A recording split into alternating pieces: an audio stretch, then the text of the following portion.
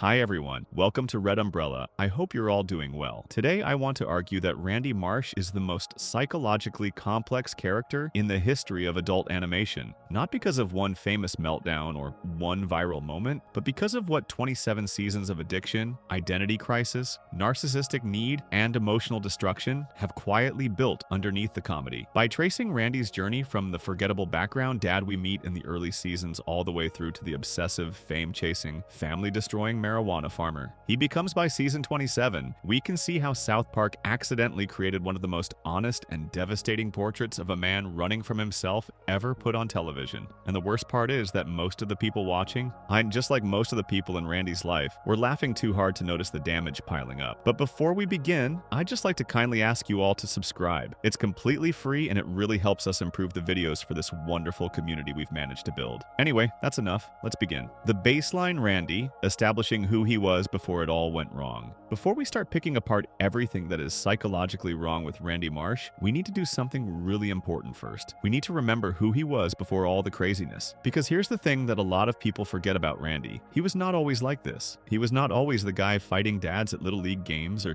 getting drunk and saying something terrible on national television, or dragging his family to a marijuana farm against their will. There was a time, believe it or not, when Randy Marsh was a pretty normal guy, and understanding that version of Randy is the key to understanding everything that goes wrong with him later. Randy first shows up in the second episode of the entire series, an episode called Volcano, which aired all the way back on August 20th, 1997. And in that first appearance, he is not even confirmed to be Stan's dad yet. That connection does not get made until a few episodes later in An Elephant Makes Love to a Pig. In Volcano, Randy is simply the town geologist. He works at the South Park Center for Seismic Activity, and when the needle on his seismograph starts going crazy, his job is to figure out what is happening. He discovers that the mountain the boys are camping on is actually a volcano that is about to erupt, and he reports his findings to the mayor. He then takes charge of building a trench to redirect the lava away from the town. Now, does he make a mistake? Yes, his calculations are off, and the lava ends up destroying Denver instead. But the point is, in this very first appearance, Randy is a working professional. He is calm. He is doing his job. He is not screaming. He is not making everything about himself. He is not having some kind of breakdown. He is just a geologist, sipping his coffee, trying to protect his town. Trey Parker, who voices Randy and based the character on his own real-life father, has said that Randy's calm reaction to learning about the volcano, just casually sipping his coffee, is about how his actual dad would react to anything. That is the energy Randy started with. Quiet, understated, competent enough. And this version of Randy sticks around for a while. Throughout the first few seasons of South Park, Randy is mostly a background character. He is Stan's dad. He shows up at parent events. He gives his son advice. He is not the center of attention, and he does not try to be. If you go back and watch seasons 1 through 4, what stands out is how unremarkable Randy is compared to what he becomes later. He is just a dad, and in those early seasons, the show actually uses him as a voice of reason from time to time. When the boys are confused about something, Stan can go to his father and get a somewhat reasonable answer. Randy is not perfect, and he has his moments of being a little clueless, but he is functional. He holds down a steady job. He is married, he is raising 2 kids, and he is not actively destroying everything around him. It is also worth pointing out that in season 2, in an episode called Clubhouses, Randy and Sharon actually go through a brief divorce. Sharon leaves him and starts seeing another man named Roy, but by the end of that episode, the two reconcile and get back together. What is interesting about this is how differently this plays out compared to their later separations. In Clubhouses, the divorce is treated almost casually. It happens, it gets resolved, and life goes on. There is no deep emotional breakdown. There is no existential crisis. It is just a bump in the road. That is early Randy. Problems come up and he handles them, or at least moves past them without spiraling. Compare that to how he deals with marital problems 10 seasons later, and you start to see just how much the man changes. Then comes season 3, and this is where things start to get interesting. In the episode Spontaneous Combustion, which is season 3, episode 2, people in South Park start randomly bursting into flames. The mayor needs someone to figure out why, and she turns to Randy because he is the closest thing the town has to a real scientist. Now, Randy is a geologist, not a biologist or a chemist, so asking him to solve spontaneous combustion is already a stretch. But he takes the job anyway, and this is actually a key moment for understanding Randy's psychology. The mayor convinces him by saying that if he solves the problem, he will become the most beloved man in South Park. And Randy's eyes light up. He happily accepts. This is one of the earliest hints of something that will define Randy for the rest of the series, this deep need to be admired, to be seen as important, to matter. We will get much deeper into that later, but even here in Season 3, you can see the seed being planted. Randy does figure out a theory. He determines that people are combusting because they are holding in their gas, and he tells everyone to just let it out freely. The town loves him for it. He becomes a hero, and then something wild happens. Randy wins a Nobel Prize. An actual Nobel Prize for his break-wind theory on spontaneous combustion. There is even a ceremony hosted by Whoopi Goldberg where they announce the winner, and Randy beats out a guy who developed the grand unified theory of physics. A fart theory beats real physics. But here is the thing. This is presented as a genuine achievement. Randy is on stage, he is being celebrated by the scientific community, and you can see how much it means to him. For a brief moment, Randy Marsh is at the top. He is respected, he is validated, he matters, but of course, it does not last. It turns out that all the farting is destroying the ozone layer and causing a massive heat wave. The town turns on Randy almost instantly. He goes from hero to villain overnight. They strip him of his Nobel Prize, they stone him, and force him to walk through town carrying a statue of himself on his back, like Jesus carrying the cross. His friends deny him. It is brutal. And what does Randy do? He hides in his basement and gives up. He does not want to try to fix the problem because he figures everyone will hate him no matter what. It takes Stan giving him a speech about how even Jesus kept going when everyone hated him to convince Randy to try again. Randy eventually figures out that the answer is moderation. People just need to fart in moderation, and he gets his Nobel Prize back. Now, why does this episode matter so much for a psychological breakdown of Randy? Because it shows us several things at once. First, it shows that Randy is genuinely intelligent. Whatever you think about how silly the situation is, the show makes it clear that he has a real doctorate. He does real scientific work, and he is capable of solving problems. He has a PhD in geology. He has been referred to as Dr. Marsh on the show on at least 2 occasions. He dropped out of high school and was briefly in a boy band called the Ghetto Avenue Boys. As we learn in Season 4's Something You Can Do with Your Finger, but somehow he went back, got through college, and earned a doctorate. That takes real effort. That takes real brain power. And that is the baseline we need to hold on to as we go forward in this analysis. The Randy who falls apart later in the series is not a dumb man. He is a smart man who, for reasons we are going to explore in great detail, stops using that intelligence in healthy ways. Second, spontaneous combustion shows us Randy's relationship with approval. Watch how quickly he agrees to take on a problem that is way outside his area of knowledge. And watch how the only thing that pushes him to do it is the promise of being admired. Then watch how quickly he crumbles when that admiration is taken away. He does not just feel bad, he completely shuts down. He cannot function without the approval of the people around him. This is not just a funny character moment. This is a pattern that will repeat itself dozens of times across 27 seasons. Randy does not do things because they are the right thing to do. He does them because they will make people notice him, respect him, and praise him. And when that praise disappears, he falls apart. Third, and this is maybe the most important one, notice the role Stan plays in this episode. Stan is the one who has to go down to the basement and give his father a pep talk. Stan is the one who has to convince a grown man with a doctorate to get up and do his job. This is a 10-year-old kid parenting his own father. And if you are watching carefully, this is one of the very first times the show hints at a dynamic that will become central to the Marsh family. Randy acts like the child. Stan acts like the adult. And that role reversal, that flipping of who is supposed to take care of whom, is going to have real consequences as the show goes on. So we have our baseline. Early Randy Marsh is a geologist with a doctorate. He works at the South Park Center for Seismic Activity and later, the United States Geological Survey. He is married to Sharon. He has 2 kids, Stan and Shelley. He lives a pretty normal suburban life in a small Colorado town. He is not perfect. He can be a little oblivious, a little too eager for approval, and he clearly has some issues bubbling under the surface. But he is functional. He goes to work. He comes home. He takes care of his family, more or less. He's the kind of dad who is a little embarrassing sometimes, but fundamentally decent. The real-life inspiration here is important too. Trey Parker has said many times that Randy is named after and based on his own father. Randy Parker, who is also a geologist, he based Randy's voice, his look, and his personality on his real dad. And in the early seasons, you can feel that warmth. Randy feels like someone's actual father. He is not a cartoon villain or a walking punchline. He is a guy in a blue shirt with pens in his pocket who goes to work and comes home and loves his kid, even if he does not always know how to show it. That grounded quality is what made Randy feel real to audiences, and it is what makes his transformation later hit so much harder. Because you are not watching a character who is always a disaster, you are watching a character who started out okay and slowly, gradually fell apart. And this is exactly what makes everything that comes after so interesting. From a psychological standpoint, because Randy does not stay this way. Multiple sources, including the South Park Wiki and various fan discussions, note that in earlier seasons Randy was calmer and more level-headed, often providing advice to the boys. But as the series goes on, something shifts. His wife Sharon grows. His son Stan grows. His daughter Shelley grows. They all mature. But Randy goes the other direction.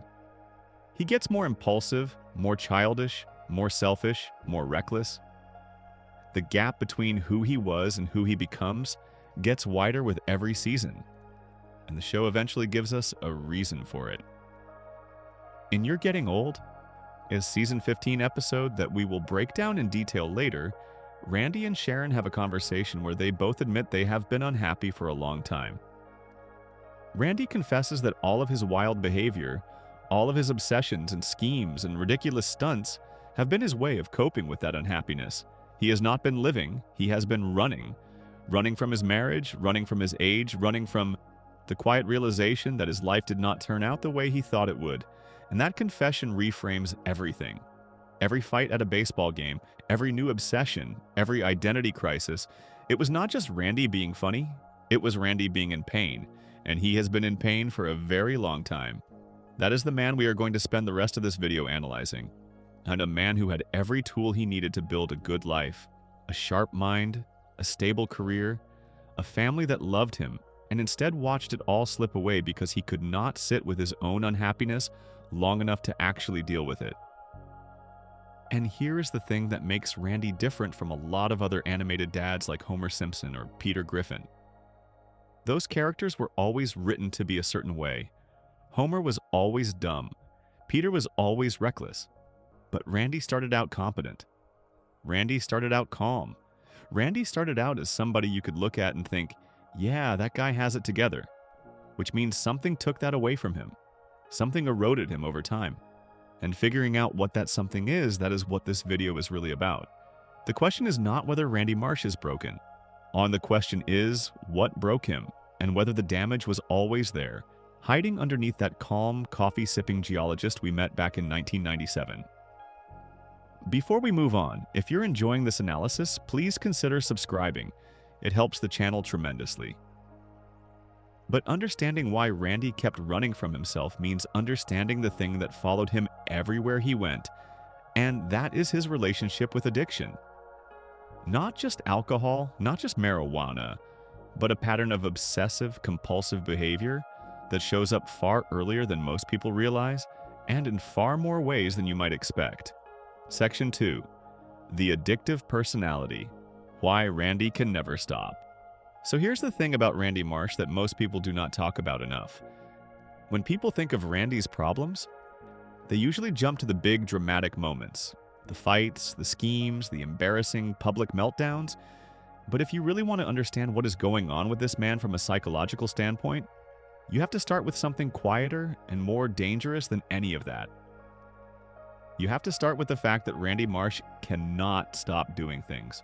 Whatever it is, cooking, drinking, the internet, marijuana, fighting, it does not matter. Once Randy locks onto something, he goes all the way in. He does not dip his toe in the water. He cannonballs into the deep end and stays there until it nearly destroys him, or until something new comes along and replaces it. And that pattern, that endless cycle of obsession after obsession, is really the engine that drives almost everything else wrong with him. Yeah, the show itself actually comes right out and says this. The South Park Wiki states it plainly. Randy has an extremely addictive personality and has more unhealthy obsessions than any other adult in South Park. That is not fan theory. That is how the character is officially described. And when you start tracking those obsessions across the full run of the show, the list is honestly kind of staggering. But let us start with the one that is most obvious and most important, because it is the one that comes up again and again across multiple episodes. Alcohol. Randy's relationship with alcohol is something the show addresses directly in the Season 9 finale, Bloody Mary. In this episode, Randy picks up Stan and his friends from karate class while visibly drunk. He is double-fisting beers in the car. On the drive home, he gets pulled over by the police and arrested for drunk driving. His license gets taken away, and a judge orders him to attend Alcoholics Anonymous meetings for 2 weeks. Now, this is already a serious situation. Getting arrested for driving under the influence with children in the car is not a small thing. But what makes this episode so important for understanding Randy is what happens next. At the AA meetings, Randy is told that alcoholism is a disease. He is told that he is powerless to control it, and that only a higher power can help him. And Randy, being Randy, latches onto this idea completely. He does not just accept it, he absorbs it into his entire identity. Within days, he is drinking more than ever, because if it is a disease and he is powerless, then why even try to fight it? He shaves his head. He starts using a wheelchair, even though there is nothing physically wrong with him. He acts like he is dying. Stan, his 10-year-old son, tries to tell him that he is being ridiculous, that he just needs to drink less and show some self-control. But Randy will not listen. He insists that the only thing that can cure him is a miracle. When a statue of the Virgin Mary starts bleeding in a nearby town, Randy drags Stan out there because he believes it will heal his disease. He even tries to cut in line ahead of people with brain cancer and other actually life-threatening conditions because he is convinced his alcoholism is worse. The statue does bleed on him, and Randy immediately declares himself cured. He stops drinking entirely. But then when it comes out that the statue was not really performing miracles, Randy panics. He declares himself uncured and immediately runs to the nearest bar with every other recovering alcoholic in the room. This is where Stan steps in again. Stan catches up to his father and delivers a speech that is honestly one of the most grounded moments in the entire series. He tells Randy that if the statue did not actually have any power, then Randy must have stopped drinking on his own. He had the strength in himself the whole time. And then Stan says something that really matters. He says that completely avoiding something you like is not discipline either, because then that thing is still controlling your life. The real answer is moderation. Randy seems to get it. He agrees. The two of them walk off to watch a football game and share a couple of beers. Just a couple. But here is the problem. It does not stick. This lesson about moderation and self-control, it does not carry forward. 5 seasons later, in the season 18 episode, Freemium Isn't Free, the show revisits Randy's drinking problem in a really interesting way. In that episode, Stan gets hooked on a free mobile game that keeps charging him money, spending over $26,000. Randy takes Stan to visit his grandfather Marvin, who is addicted to slot machines, and tries to lecture both of them about their obsessive personalities. But then Marvin fires back. He points out that Randy is obsessive about alcohol, and Randy just flatly denies it. He will not even consider the possibility. Despite everything that happened in Bloody Mary, despite getting arrested, despite his son having to teach him about self-control, Randy stands there years later and refuses to admit he has a drinking problem. And this is not just about alcohol. This is a pattern that repeats with literally everything Randy touches. The show makes it clear that the Marsh family might even have a genetic tendency toward addictive behavior. In Freemium Isn't Free, we see it across 3 generations. Marvin is addicted to gambling, Randy is addicted to alcohol. Stan is addicted to the mobile game. The episode draws a straight line between all three of them and basically says this is in their blood. But alcohol is just one part of the picture. Let us talk about overlogging, which is Season 12, Episode 6. In this episode, the internet goes out across the entire country. And while everyone in South Park is inconvenienced by it, nobody reacts as badly as Randy. He packs up his entire family and moves them to California, like refugees fleeing a disaster because he heard there might still be some internet out there. When they arrive at a Red Cross internet refugee camp, families are only given 40 seconds of internet access per day. Randy says that is not even long enough to check Wikipedia. But, of course, Wikipedia is not what Randy needs the internet for. Randy sneaks into the camp's locked computer room at night. He searches for increasingly disturbing content, and when he is caught, he is covered head to toe in the evidence of what he has been doing. His explanation? A spooky ghost slimed him with ectoplasm. Nobody believes him. To make it worse, his sneaking around used up the last of the camp's internet for everyone. At the end of the episode, Randy gives a big dramatic speech about how the internet should not be taken for granted, and he recommends that people only look at inappropriate content online twice a day max. That is Randy's idea of moderation. Twice a day. What is really revealing about this episode is that Randy moves his entire family across the country, uproots their whole life, puts them in a refugee camp, all to feed this one need he cannot control. His wife Sharon, his son Stan, his daughter Shelley, none of them wanted to go. But Randy could not handle being without his fix, and when he finally gets access, he does not use it responsibly. He binge consumes until there is nothing left for anyone else. That is what addiction looks like. It does not just hurt the person who has it, it drags everyone around them down too. Then there is Creme Fraiche, which is the Season 14 finale. In this episode, Randy becomes completely obsessed with the Food Network. And when I say obsessed, I mean the show presents it like a genuine addiction. He stays up all night watching cooking shows.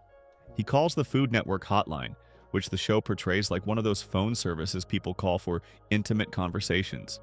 Sharon catches him watching cooking content in bed, and the whole thing is framed exactly like a spouse discovering their partner has a secret habit they cannot quit. Sharon tells her friend Sheila that it is like Randy is a different person.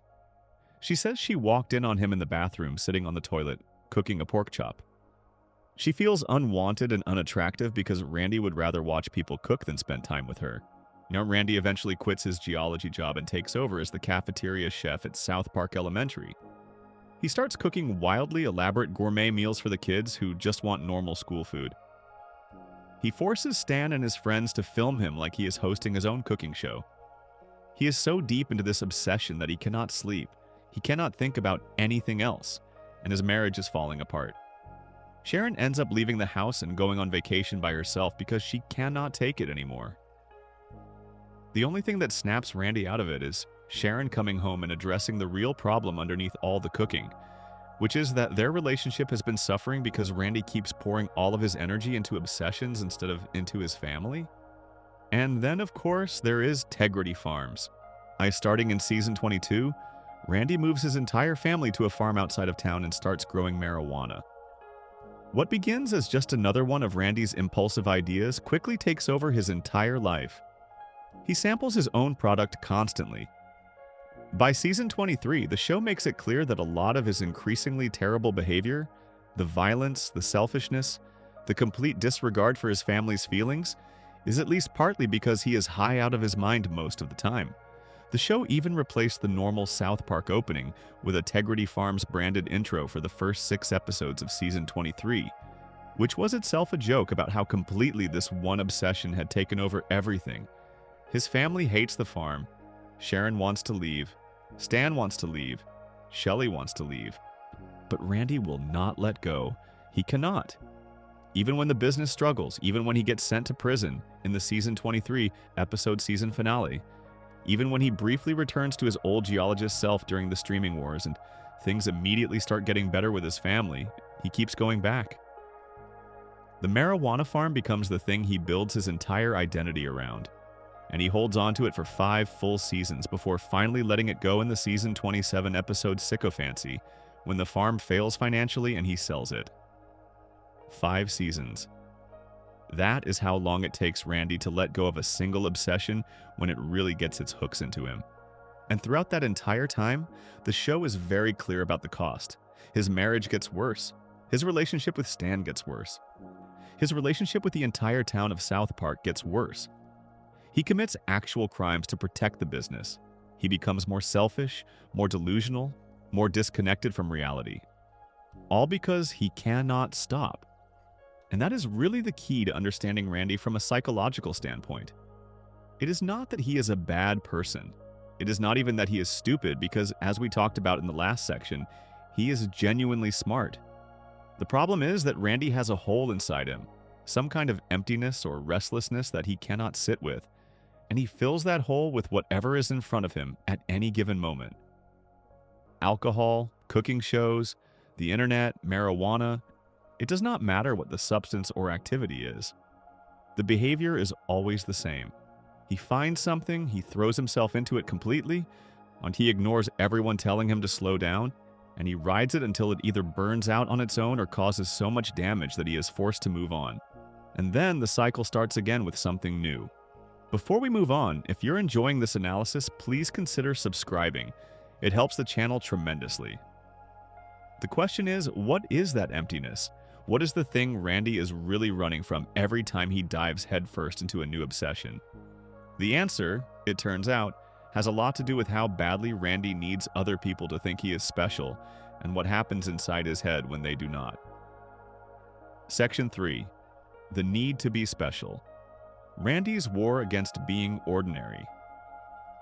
At the end of the last section, we talked about how Randy has a hole inside him. Some kind of emptiness that he keeps trying to fill with one obsession after another. Alcohol, cooking shows, the internet, marijuana. It does not matter what the thing is. The behavior is always the same. He finds something, throws himself in completely, and rides it until it falls apart. But that raises an obvious question. What is the hole? What is it that Randy is actually running from? The answer shows up over and over again across the entire run of the show, and once you see it, you cannot unsee it. Randy Marsh is terrified of being ordinary. He is deeply, painfully afraid that he does not matter. That he is just another middle-aged guy in a small mountain town with a job nobody cares about and a life that will leave no mark on the world. And almost everything he does, every obsession, every public meltdown, every bizarre scheme, is really just another way of trying to prove to himself and to everyone around him that he is special. This is not something you have to guess at.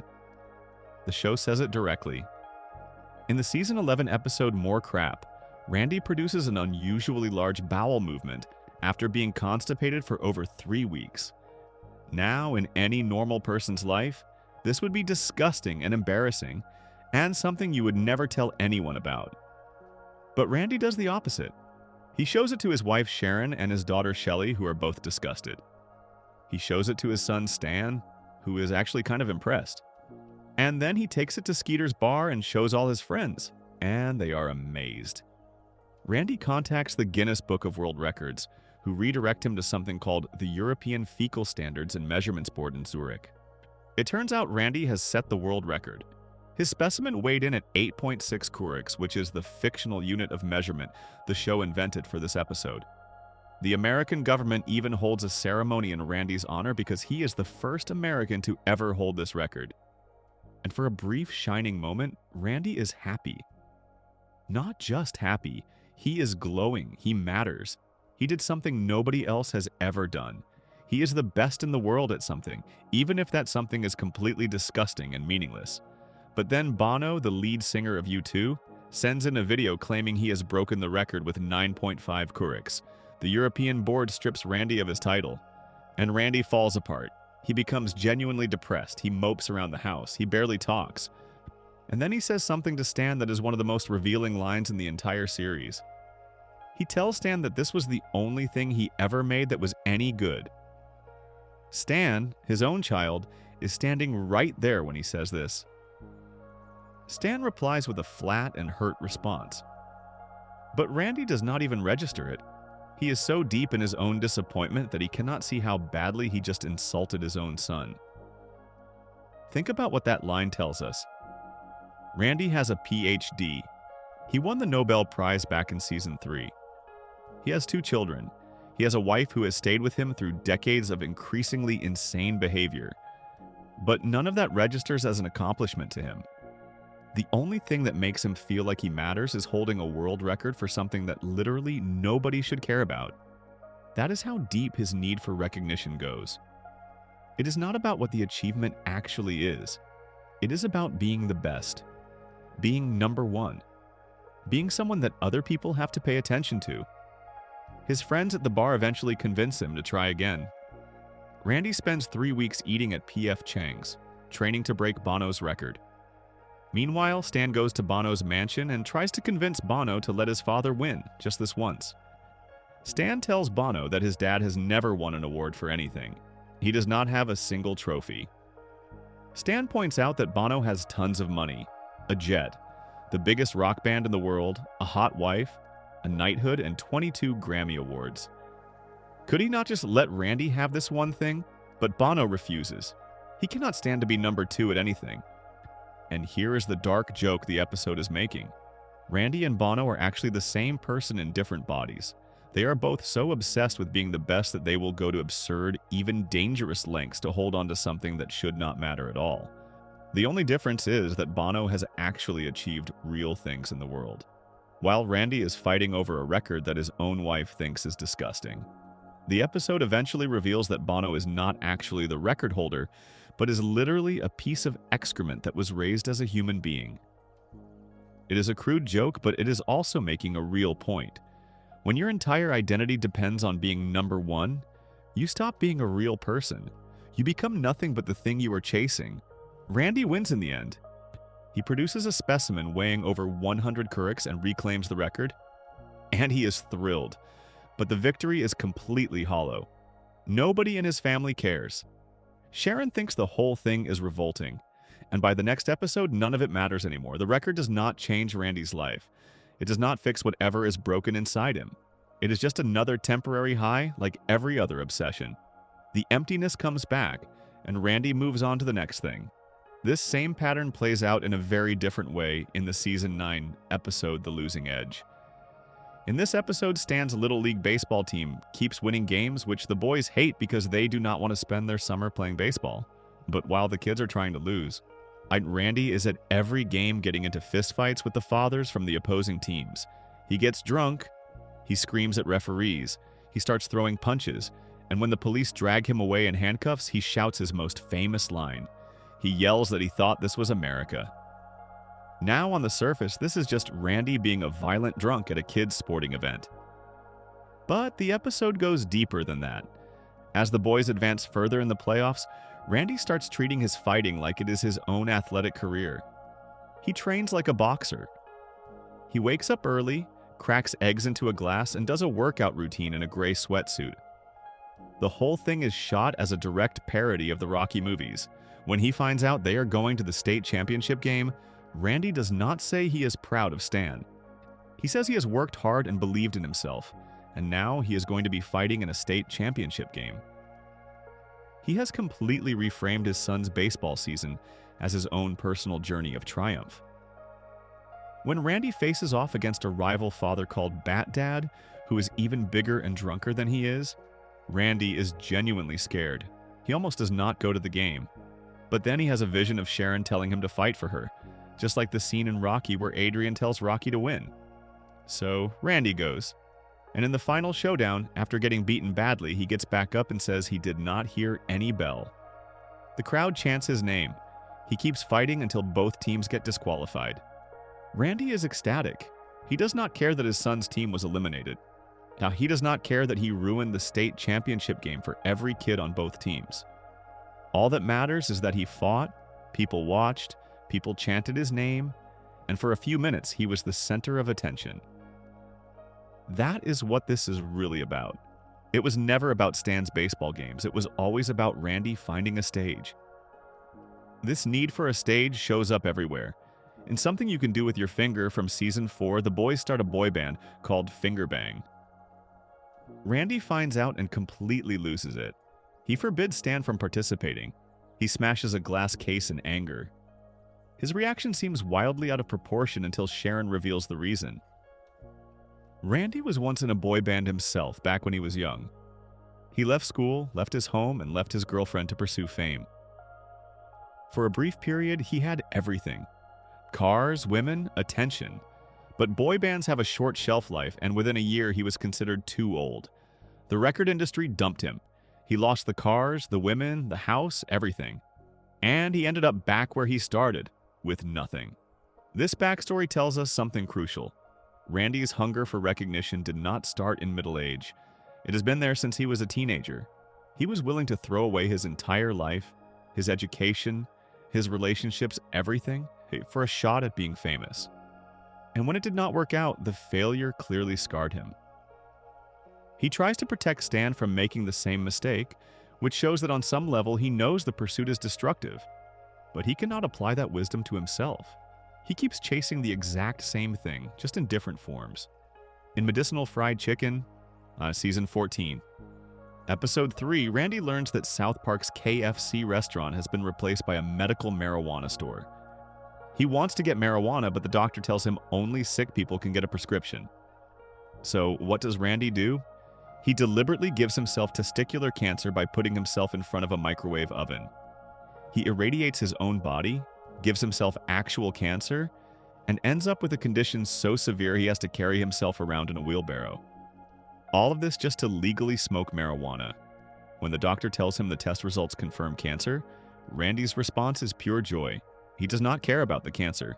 He just wants the prescription. But here's the thing. It is not really about the marijuana. It is about being part of something. Once Randy gets his cancer, every other man in South Park starts doing the same thing. They all irradiate themselves. They all get the same condition. And suddenly Randy is the leader of a movement. He is the trendsetter. He is the guy who figured it out first. When the men all end up protesting outside the marijuana store because they have grown too large to fit through the doors, Randy is front and center.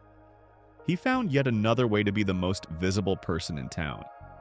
This is the thread that connects every single one of Randy's most memorable moments.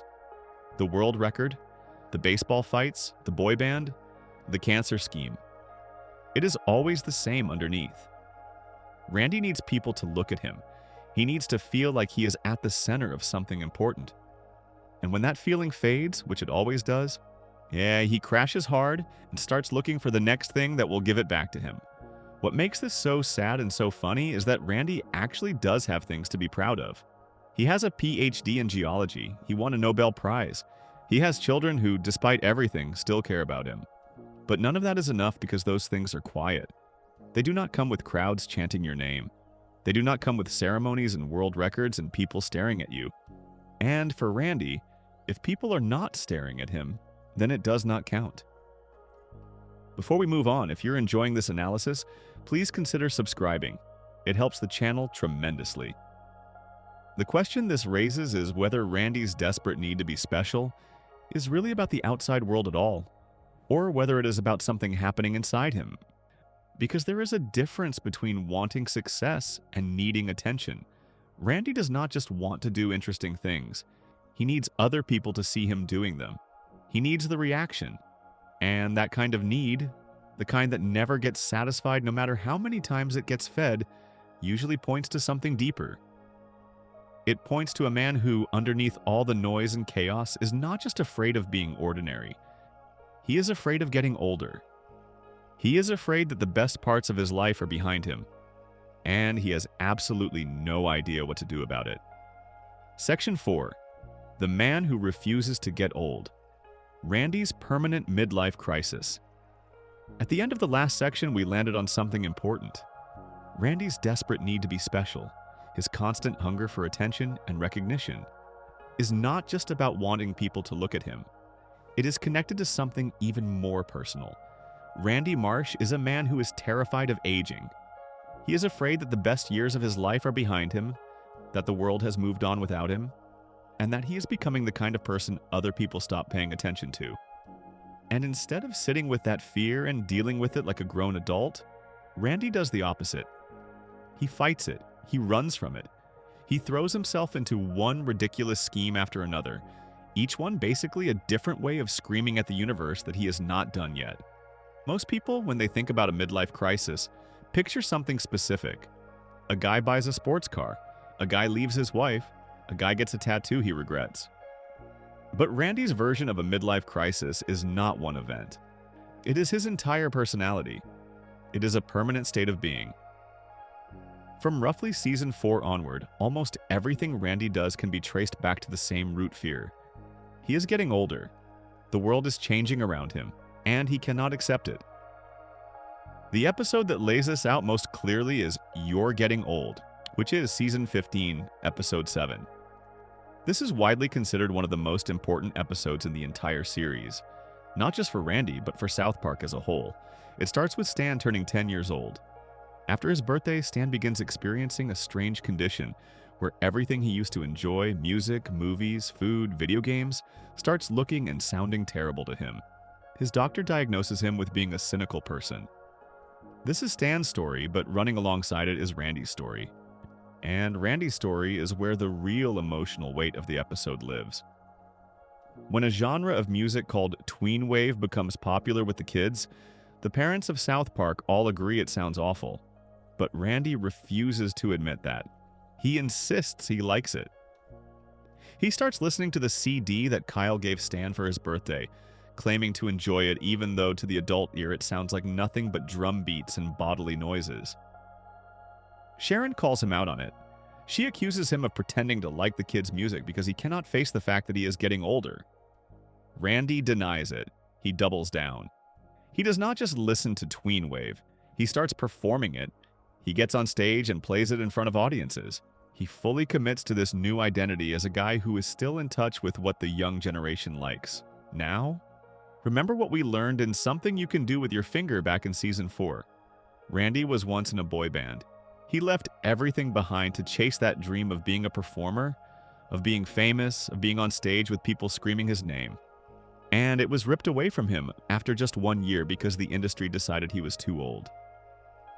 That wound never healed, so when tween wave comes along, it is not just about music. It is about Randy trying to go back to that time when he was young and exciting, and the world was paying attention to him. Sharon sees right through it. She tells him to stop pretending to like the kid's music because it is pathetic. But the episode does not stay in comedy mode. It shifts into something much more raw and honest. Near the end, Sharon confronts Randy about everything. Not just the music. Everything. Their entire marriage. Their entire life. And Randy, for once, does not deflect. He does not crack a joke. He does not start a fight. He snaps and admits the truth. He tells Sharon that he is unhappy. He says he has been unhappy for a long time. Sharon says she is unhappy too. She says they both obviously are.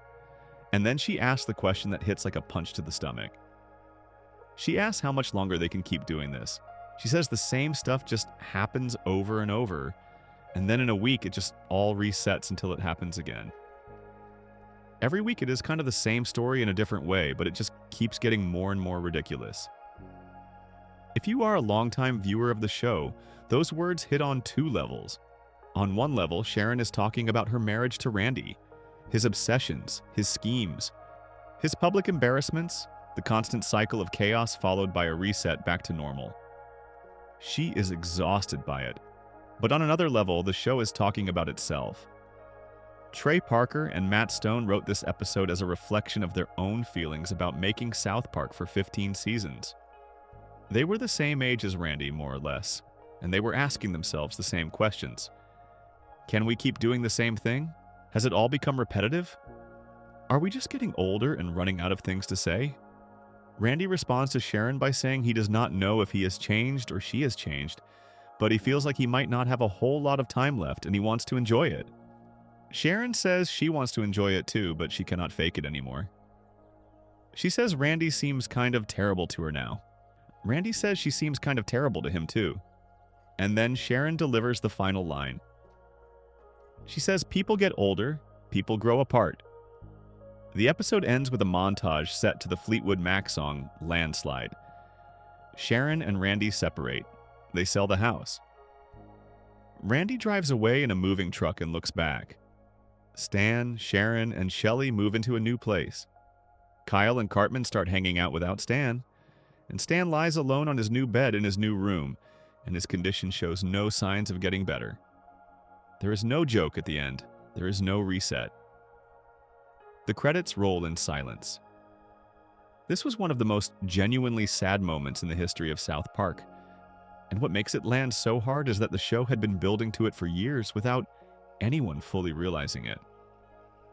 All those seasons of Randy's increasingly wild behavior, his obsessions, his addictions, his attention-seeking, his desperate attempts to stay relevant and young and special, they were not just random comedy bits.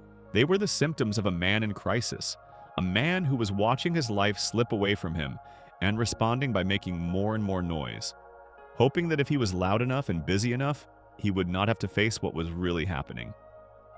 That he was getting older, that his marriage was dying, that his children were growing up, that the world was not going to wait for him. The follow-up episode, Asperger's, Season 15. Episode 8 makes the situation even darker. Trey Parker and Matt Stone have said in their commentary that they genuinely did not know how to continue the story after you're getting old. They considered keeping Randy and Sharon separated for the rest of the season. They considered having Stan try to get his parents back together in a longer story. But ultimately, they decided to reset everything back to normal because South Park is a comedy, and they felt it needed to stay that way. But here is the cruel twist. The reset itself becomes the darkest joke of all. In Asperger's, Stan finally reaches a moment of acceptance. He decides that change is not something to be afraid of. He says he is ready for new adventures and new relationships. He is genuinely at peace with the idea that his parents are not getting back together and that his life is going to be different now. And then, right at that moment, Randy pulls up in a van and announces that he and Sharon have worked things out and they are getting back together. Now, Sharon explains to Stan that sometimes people need to stick to what they know, even if it means being unhappy. Everything goes back to the way it was. Randy and Sharon move back into the old house. Kyle goes back to hanging out with the boys. Cartman goes back to being Cartman. The landslide montage plays again, but this time in reverse, as everything snaps back into place. And the very last shot of the episode is Stan waking up the next morning, his friends inviting him to the movies, and Stan pulling a bottle of whiskey out of his drawer and taking a drink before heading out the door. A 10-year-old boy drinking to cope with the fact that nothing in his life is ever going to actually change. That ending is devastating, and it tells us everything we need to know about Randy's midlife crisis. It is not a crisis that will ever be resolved, because Randy does not actually want to resolve it. He does not want to change. He does not want to grow. He wants to keep doing the same thing over and over, chasing the next high, the next obsession, the next moment in the spotlight, and then resetting back to zero when it falls apart. The conversation he had with Sharon in "You're Getting Old" was the most honest he has ever been. He admitted he was unhappy. He admitted things were broken. And then, given the chance to actually do something about it, he chose to go back. He chose the familiar misery over the unknown possibility of something better. And this is really what a midlife crisis looks like when it becomes permanent. It is not one dramatic moment. It is a slow, grinding refusal to accept reality. Randy keeps trying to be 25 in a 45-year-old body. He keeps trying to matter the way he thinks he mattered when he was young. And every time reality catches up to him, every time Sharon calls him out or his kids look at him with embarrassment, or his latest scheme falls apart, he does not learn from it. He just starts again. The tween wave thing was not unique. It was the same thing he did with the boy band, the same thing he did with the baseball fights, the same thing he did with the cooking shows, and the same thing he would eventually do with Tegrity Farms. Each one is Randy grabbing onto something and saying, "This is it. This is the thing that is going to make me feel alive again." And each time it does make him feel alive for a while. But it never lasts. Because the problem was never that Randy needed a better hobby or a more exciting career. The problem is that Randy does not know who he is without a performance. He does not know how to just be a 45-year-old man with a family and a job and an ordinary life. The quiet terrifies him. The stillness makes him feel like he is disappearing. Before we move on, if you're enjoying this analysis, please consider subscribing. It helps the channel tremendously. And that raises an even bigger question. If Randy cannot figure out who he is as a middle-aged man, if he keeps cycling through identities and obsessions and refusing to settle into any of them, then who is he really? Is there a real Randy underneath all the noise? Or has the performance become the person? That question, it turns out, goes much deeper than you might expect. And to answer it, we need to talk about the time Randy Marsh became Lord. Section 5. Who am I today? Randy's crisis of identity. At the end of the last section, we talked about how Randy does not know who he is without a performance. He cannot sit still. He cannot just be an ordinary man with an ordinary life. And we ended on a promise. To understand how deep that identity crisis really goes, we need to talk about the time Randy Marsh became Lord. Because that storyline, more than any other in the entire run of South Park, shows us what happens when a man who does not know who he is accidentally creates someone else entirely, and then cannot figure out where the fake person ends and the real person begins. The Lord storyline begins in Season 18, Episode 2, Gluten-Free Ebola. In this episode, the boys throw a party and need entertainment. Randy shows up dressed as the pop star Lord and performs for the crowd. At first, it seems like a simple gag. Randy is just filling in because they could not get the real singer. It is the kind of thing Randy would do. Dress up, make a fool of himself, get some attention. Classic Randy behavior. But then the next episode, the Sissy, takes it somewhere nobody expected. In the Sissy Season 18, Episode 3, it is revealed that Randy is not just imitating Lord. He actually is Lord. Within the world of the show, the pop star Lord does not exist as a separate person. She is Randy. He uses home studio software to change his voice, and the record company handles the rest. Nobody in the world knows the truth except Randy, his record producer, and eventually his son Stan. Randy explains to Stan how it all started. There was a guy at work named Hanson who would destroy the men's bathroom every day. Randy got fed up with it, so he started pretending to be a woman so he could use the women's bathroom at the United States Geological Survey office where he works. He called himself Lord. The women's bathroom was clean, it had enough stalls for everyone, and Randy found it freeing. He started singing while he was in there. Then he started writing things down, and somehow, through the magic of technology and a record deal, those bathroom songs turned into a worldwide pop career. Now, on the surface, this is absurd. That is the point. South Park is a comedy, and this is meant to be funny. But underneath the joke, something very real is happening. Randy, and a 45-year-old geologist who feels trapped in his ordinary life, creates an entirely new person. And that new person is everything Randy wishes he could be. Young, famous, talented, admired by millions, including his own daughter Shelley, who has Lord posters on her wall and has no idea that her embarrassing father is the singer she worships. Randy has finally achieved the thing he has been chasing his entire life. He is a star. People care about what he creates, he matters. The only catch is that he cannot be himself while doing it. He has to be someone else. Think about what that means. Randy spent years trying to get attention as himself, fighting dads at baseball games, chasing world records, getting on stage to play tween wave music, breaking records for the biggest bowel movement.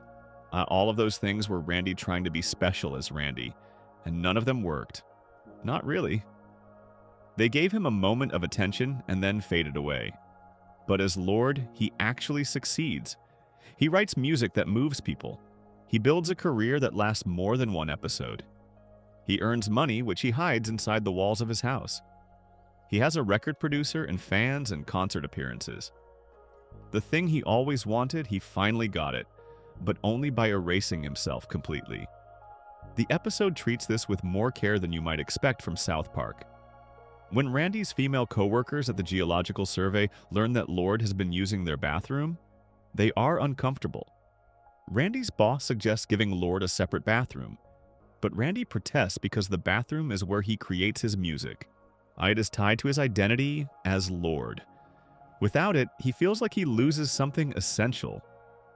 When news breaks that Lord might be abandoning music and that a reporter from Spin magazine is about to reveal the singer's secret, Randy spirals. He goes dark. He considers giving it all up and going back to just being the old him. But then Sharon steps in. This is one of the most interesting moments in the episode because Sharon seems to know on some level that something is going on with Randy. She finds fishnet stockings in his jeans while doing laundry. She does not confront him about it directly. Instead, she gives him a speech that is really about supporting whoever he needs to be. She encourages him to keep expressing himself, and that encouragement is what Randy needs to go back to being Lord. He writes a more personal song called Push, with a subtitle about feeling good on a Wednesday. The song is genuinely moving. His female coworkers hear it and are touched by the emotion behind it. The Spin reporter decides to delete his story. Everyone accepts Randy as Lord, even though nobody fully understands what is happening. The singer Saya actually provided the vocals for Push, and she later praised the song that Trey Parker wrote. The real Lord responded to the whole thing positively too, posting online that she thought it was weird and cool that she had been the subject of 2 South Park episodes. She even performed her own version of the catchphrase from the show in an interview. So even in real life, the line between the real Lord and the fake Lord got blurry, which is kind of the whole point of the storyline, and the Lord identity carried throughout Season 18. Randy appeared as Lord in multiple episodes. In the episode titled Rehash, Lord performs at a Women of Rock concert at the Pepsi Center, and Randy ends up embarrassing his daughter Shelley with a lewd performance on stage. In Happy Holograms, the season finale, Randy helps defeat hologram performers and eventually becomes disillusioned with the music industry. The storyline was referenced again in the Season 19 premiere Stunning and Brave, where Stan confesses to Cartman that his father is Lord. But beyond the individual plot points, the Lord storyline matters because it reveals something about Randy that none of his other obsessions ever did. With alcohol, with cooking shows, with the internet, with fighting at baseball games, Randy was always clearly Randy doing something stupid. The obsessions were external things he attached himself to. But Lord is different. Lord is not an activity Randy does. Lord is a person Randy becomes. He puts on different clothes, he changes his voice, he adopts a completely different identity. And the crucial detail is that he is better at being Lord than he is at being Randy. As Randy Marsh, he is a mess. He is a geologist nobody respects, a husband who annoys his wife, a father who embarrasses his kids. But as Lord, he creates art that matters to people. He is successful. He is admired. There is a version of himself that works, and it is the version that is not himself at all. This is what makes Randy's identity crisis different from his addiction problem, or his need for attention. Those things are about behavior. The Lord storyline is about something deeper. It is about a man who has become so disconnected from his own sense of self that he can only find meaning by literally pretending to be somebody else. He does not know who Randy Marsh is anymore, or maybe the problem is that he does know, and he does not like the answer. And this is not just about Lord. If you zoom out and look at Randy's life across the full series, you see a man who has cycled through more identities than almost any other character on television. He has been a geologist, a boy band member, a Little League fight champion, a world record holder, a tween wave musician performing under the name Steamy Ray Vaughan, a Food Network-obsessed cafeteria chef at South Park Elementary, a cancer patient who deliberately gave himself the disease, and of course Lord. Later, and starting in Season 22, he will reinvent himself again as a marijuana farmer. Each of these is not just a hobby. Each one is a whole new version of Randy. A new persona he throws himself into completely with new clothes, new behaviors, new priorities, and a new way of demanding that the world see him. The pattern is always the same. Randy latches onto something, he builds an identity around it, he invests everything he has into that identity, and then when it falls apart or gets boring or causes too much damage, he drops it completely and starts over with something new. He does not evolve, he does not grow from one identity into the next. carrying lessons forward. He just reboots. He factory resets himself and starts from scratch over and over and over again. What this tells us is that Randy's problem is not that he has too many interests or that he is easily distracted. His problem is that there is no stable version of himself underneath all the costumes. Most people have a core sense of who they are, something that stays the same even when their circumstances change. Randy does not have that. Or if he does, he has buried it so deep under years of performances and obsessions that even he cannot find it anymore. He is like a man wearing mask after mask after mask, and at some point he forgot what his own face looks like. And the saddest part is that the people closest to him can see this happening but cannot do anything about it. Sharon watches her husband cycle through identity after identity, and she is exhausted by it. Stan watches his father become a different person every few weeks, and he does not know which version of his dad is the real one. Even Shelley, who barely interacts with Randy most of the time, is caught in the middle of it when her own father turns out to be the pop star she admires. This is the central tragedy of Randy Marsh. He is a man with a PhD, a family, a career, and a community. He has everything he needs to build a real, stable life, but he cannot stop performing. He cannot stop reinventing himself. He is so afraid of being ordinary, so uncomfortable in his own skin, that he will be literally anyone else rather than sit quietly in the life he actually has. Before we move on, if you're enjoying this analysis, please consider subscribing. It helps the channel tremendously. And the question this raises, the one the show has been circling for 25 years, is what happens to the people who have to live with someone like that? What happens to a marriage when one partner will not stop changing into someone new? What happens to a wife who has spent decades watching her husband become a stranger over and over again?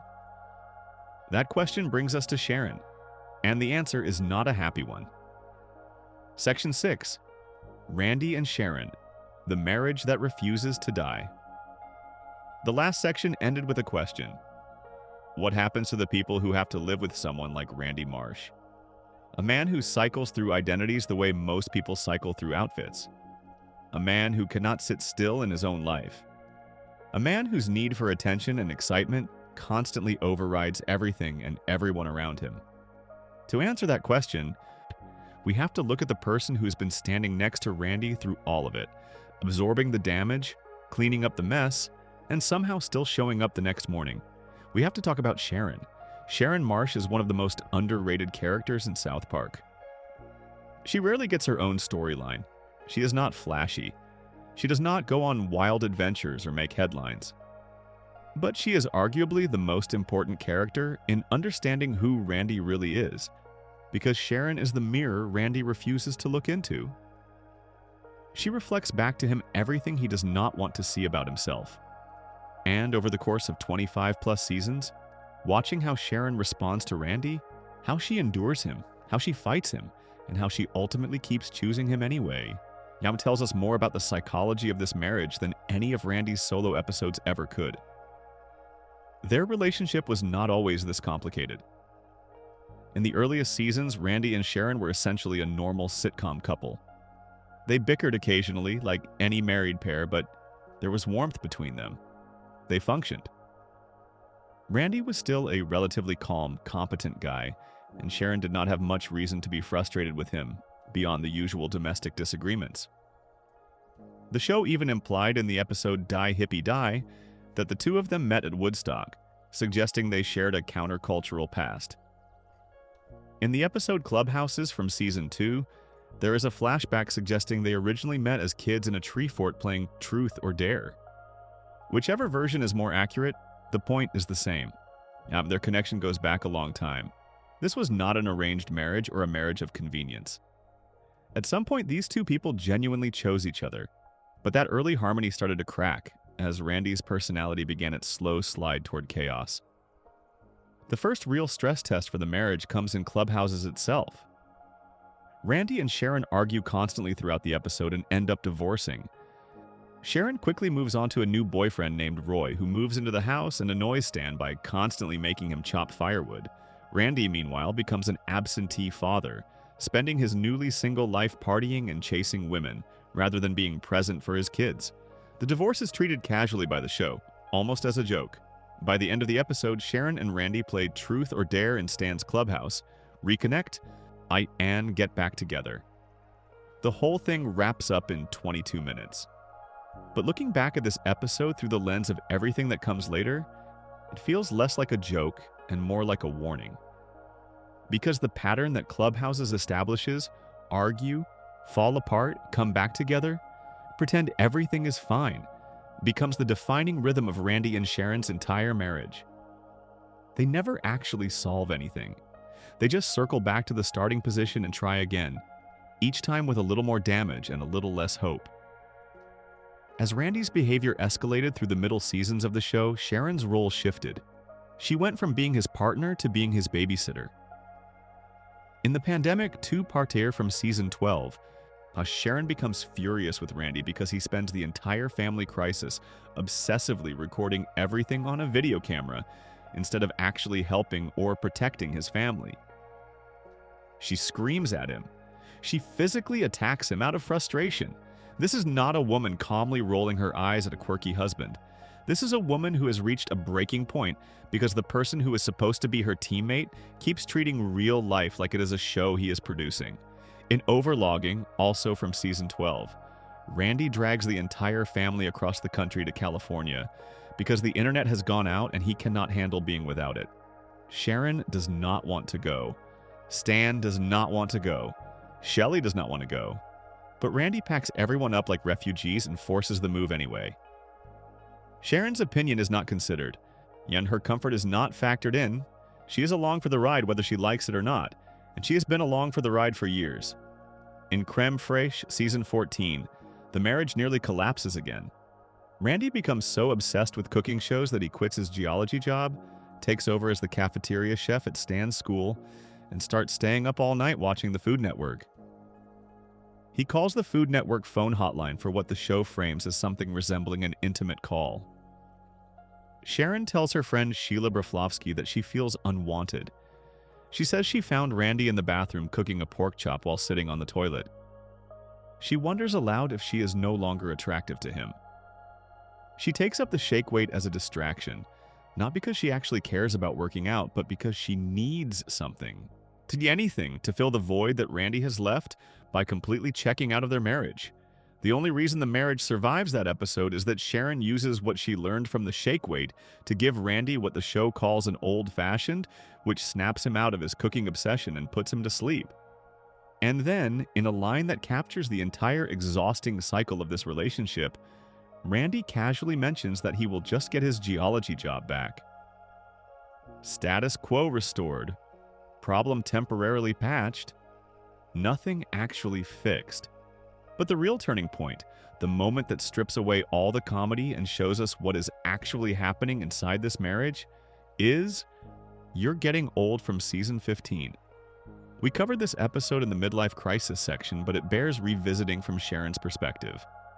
Because while that episode is partly about Randy refusing to grow up, it is equally about Sharon finally refusing to pretend that everything is okay. When Sharon confronts Randy near the end of that episode, she does not yell. She does not throw things.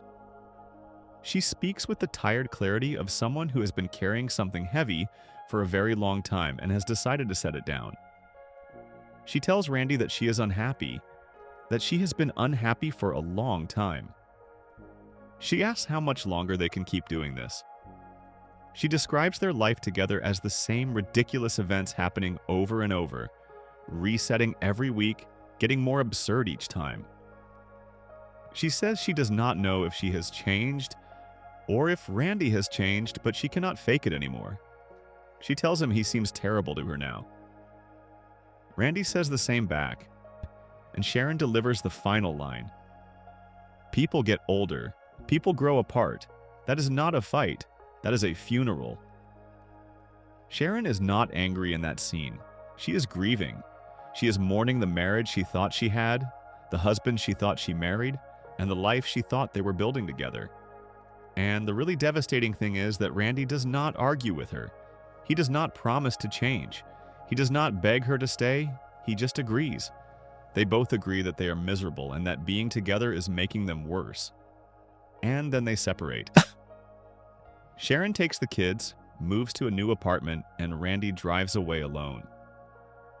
As we discussed before, the follow-up episode Asperger's resets everything. Randy and Sharon get back together. They move back into the old house.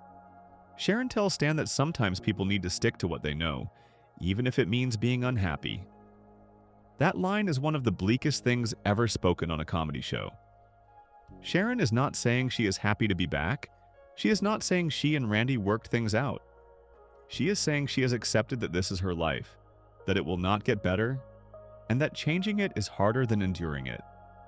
And from that point forward, the marriage enters a new phase. Not warmer, not colder, just more resigned. Sharon stops fighting as hard. She starts picking her battles.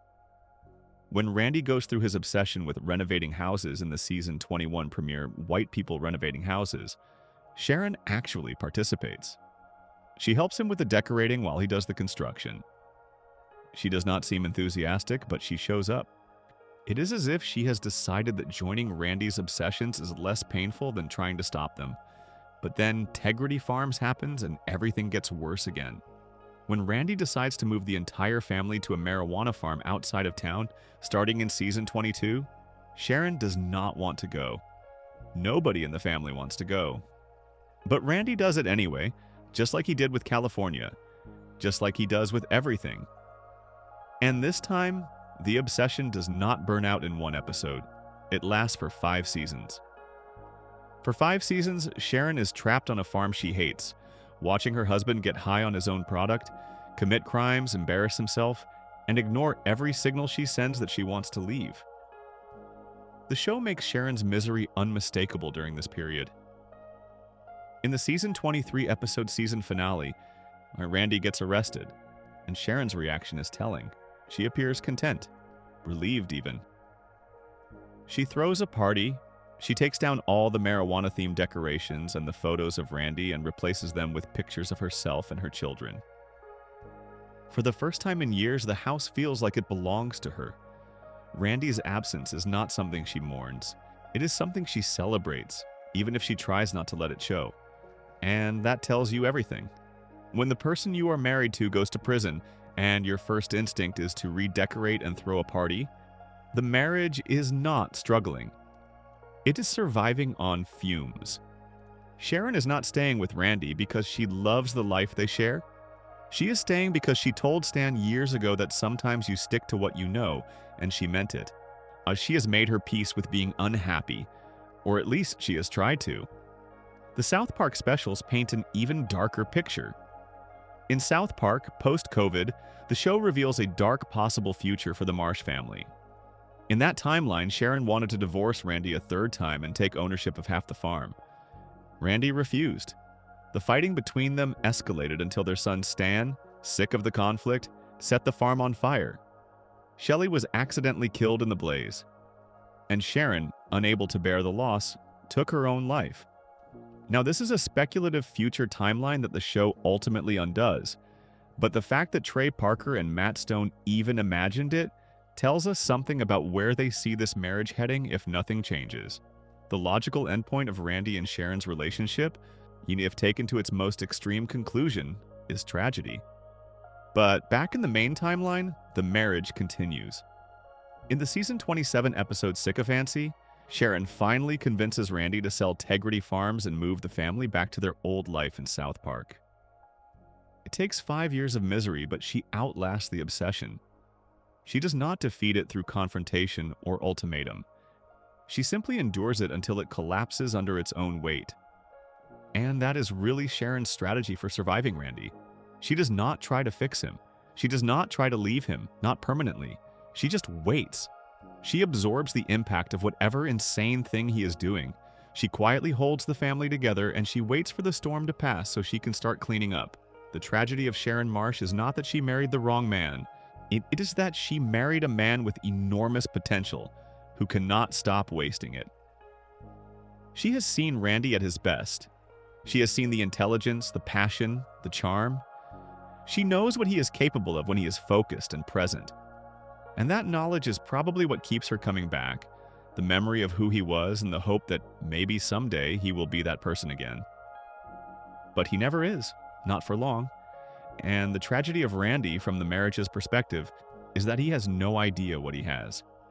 He has a wife who is stuck with him through decades of humiliation, addiction, career changes, public scandal, and identity crises. Sharon is still there, and Randy barely notices.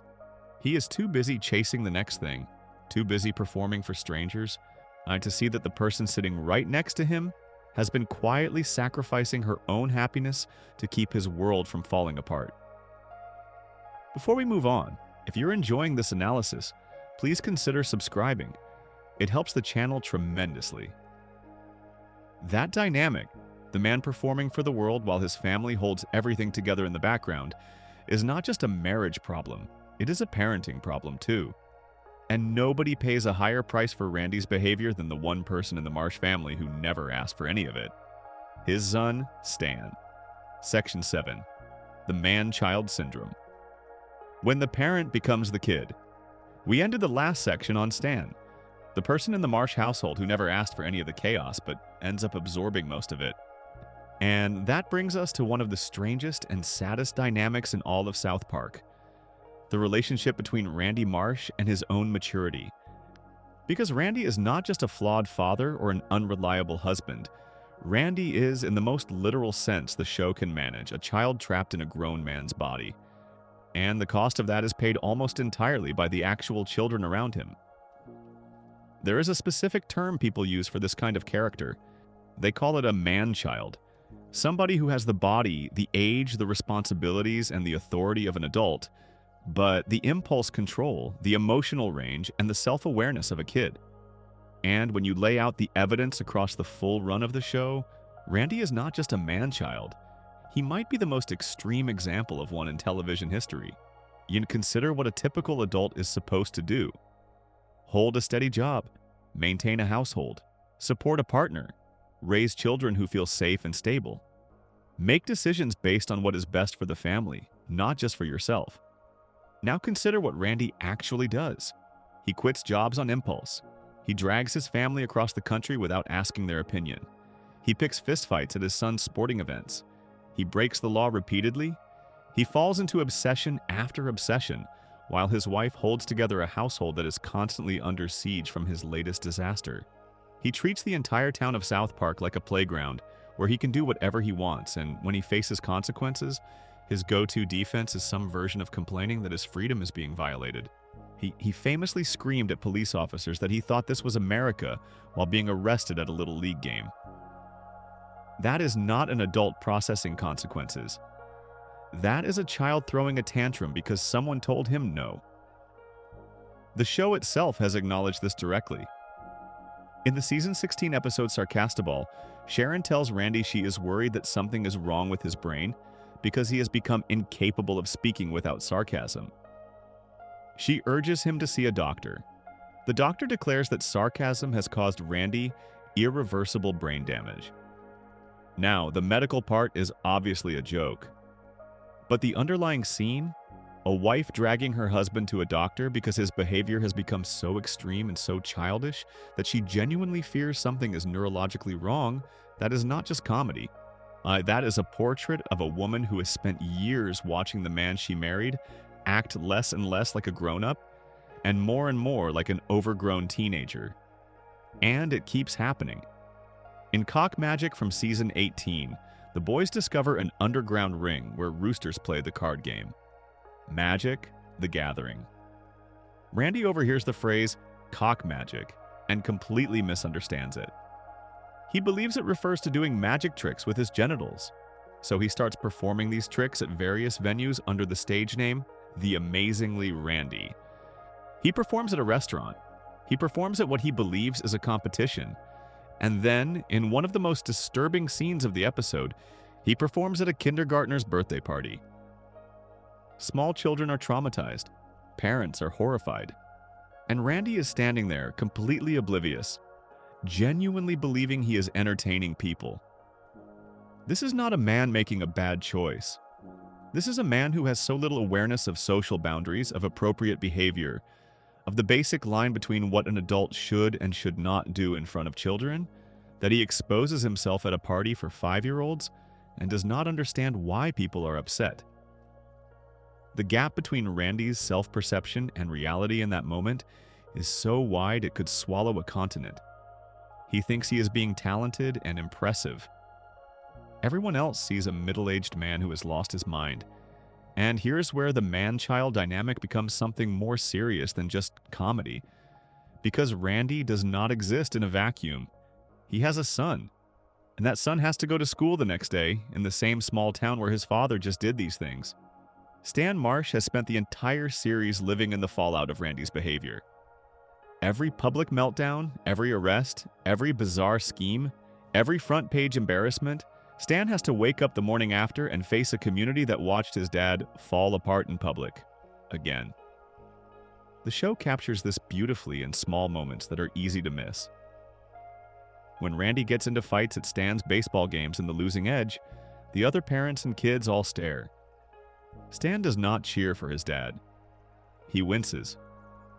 When Randy announces at the end of More Crap that his bowel movement was the only good thing he ever made, Stan is standing right there. His response is a flat and wounded remark. When Randy becomes obsessed with cooking and takes over the school cafeteria in creme fraiche, Stan has to watch his own father force classmates to film him like a celebrity chef and cook meals that nobody wants. Cartman even mocks Stan about it, telling him that listening to Stan complain about his dad is boring, which highlights just how routine Randy's embarrassing behavior has become. It is not even interesting gossip anymore, it is just Stan's life. What makes this especially painful is the role reversal. In a healthy family, the parent is the stable one. The parent sets boundaries. The parent models good behavior. The child is the one who is allowed to be impulsive, emotional, reckless, and foolish because they are still learning. But in the Marsh household, those roles are flipped. Stan is frequently the most mature person in the room. He is the one talking sense. He is the one urging restraint. And Randy is the one who needs to be managed, comforted, talked down from ledges, and cleaned up after. We saw this as early as Season 3 in Spontaneous Combustion. Randy wins the Nobel Prize but becomes so obsessed with being recognized for it that Stan has to step in and redirect his father's attention back to actually solving the problem at hand. A child had to parent his parent. That was Season 3. The dynamic was already there before the show was even 4 years old. It shows up again in Bloody Mary from Season 9. Randy gets arrested for drunk driving, gets sent to Alcoholics Anonymous, and immediately adopts the identity of a helpless, sick person. He shaves his head. He uses a wheelchair. He insists he is dying, and it is Stan, his 10-year-old son, who has to track him down, confront him, and deliver the lesson about moderation and self-control that saves his father from spiraling further. A 10-year-old had to teach a grown man with a PhD how to handle alcohol, and Stan did not volunteer for this job. He was drafted into it because there was nobody else. Sharon was at her limit. The other adults in town were useless, and Randy was busy trying to cut in line at a faith healing event ahead of people with actual terminal illnesses. In You're Getting Old, this role reversal reaches its breaking point. Stan's entire worldview collapses. He starts seeing everything as terrible. His friendships fall apart, his parents' marriage dissolves, and at no point does Randy step in as a stabilizing force for his son. Randy is too busy pretending to enjoy tween wave music to notice that Stan is in a real crisis. The one time in the series when Stan genuinely needs his father to be a father, Randy is unavailable. He is performing. He is chasing his own need to feel young, and Stan is left to deal with his problems entirely alone. This is what the man-child syndrome costs in real terms. It is not just that Randy acts foolish, it is that his foolishness creates a vacuum. Every ounce of energy Randy pours into his latest obsession is energy that is not going toward his family. Every time he makes himself the center of attention, he pushes his kids further toward the margins. And Stan, because he is smart and because he cares, fills that vacuum. He becomes the responsible one. He becomes the voice of reason. He becomes in many ways the parent that Randy refuses to be. The dark side of this is that Stan learns very early that the adults in his life cannot be relied upon. His father is unpredictable. His mother is exhausted. The authority figures in his town are mostly incompetent. And so Stan develops a kind of emotional self-sufficiency that looks like maturity, but is actually something sadder. It is a child learning that he has to take care of himself because nobody else is going to do it. In Asperger's, the follow-up to You're Getting Old, Stan is given whiskey by a group of cynical adults who tell him it is the only way to tolerate how terrible the world is. Stan drinks it. And it works. The world stops looking awful to him when he is drunk. The episode ends with everything resetting back to normal. Randy and Sharon getting back together, the friend group reuniting, and Stan heading off to the movies with Kyle, Cartman, and Kenny. But right before he leaves, he reaches into a drawer and takes a swig of whiskey. A 10-year-old boy is drinking to cope with reality. And where did he learn that coping strategy? From his father. The man who drinks too much, who escapes into obsession, who numbs himself with whatever substance or activity is available rather than facing his life honestly. Stan did not learn that from a stranger. He learned it from watching Randy for 10 years. That is the real cost of the man-child syndrome. It is not just the embarrassment. It is not just the instability. It is the lesson it teaches the children who have to live with it. When a parent refuses to grow up, the child learns that growing up is optional. When a parent uses escape as a coping strategy, the child learns that escape is the answer. That when a parent treats the world like a stage for their own entertainment, the child learns that other people's needs come second to your own feelings. Randy never sat Stan down and taught him any of these things directly. He did not have to. He taught them by example every single day, just by being himself. And the most frustrating part is that Randy genuinely loves Stan. There is no question about that. In the rare moments when Randy is sober, focused, and present, you can see real warmth between them. Randy drove through the night to fight for his son's baseball team, even if his version of fighting was getting drunk and punching other dads. He stepped in to perform with Fingerbang when Kenny died, because he did not want Stan's moment to be ruined. He has shown in scattered moments across 25 seasons that he cares deeply about his son. But caring about someone and being good for them are two very different things. And Randy, for all his love, has spent most of the series being a cautionary tale rather than a role model. Before we move on, if you're enjoying this analysis, please consider subscribing. It helps the channel tremendously. Which brings us to a broader question. If Randy behaves this way on his own, what happens when he is surrounded by other people who behave the same way? What happens when the man-child is not alone but part of a crowd? Because some of Randy's worst moments do not happen in isolation. They happen when he gets swept up in whatever the rest of the town is doing. And when Randy joins a mob, the little bit of self-control he has left disappears completely. Section 8. Mob mentality and groupthink. Randy as America's ID. We ended the last section asking what happens when the man-child stops acting alone, when Randy Marsh joins a crowd. Because up to this point, we have mostly looked at Randy as an individual. His addictions, his need for attention, his refusal to grow up, his crumbling marriage. But some of Randy's most revealing moments happen not when he is off on his own adventure, but when he is swept up in the same wave as everyone else in town. And in those moments, we see something about Randy that explains a lot about why he does what he does. Randy is not just easily influenced by other people, he is one of the most suggestible characters on television. He does not just join the crowd, he sprints to the front of it. South Park has always been a show about how groups of people lose their minds together. The adults of this town panic constantly.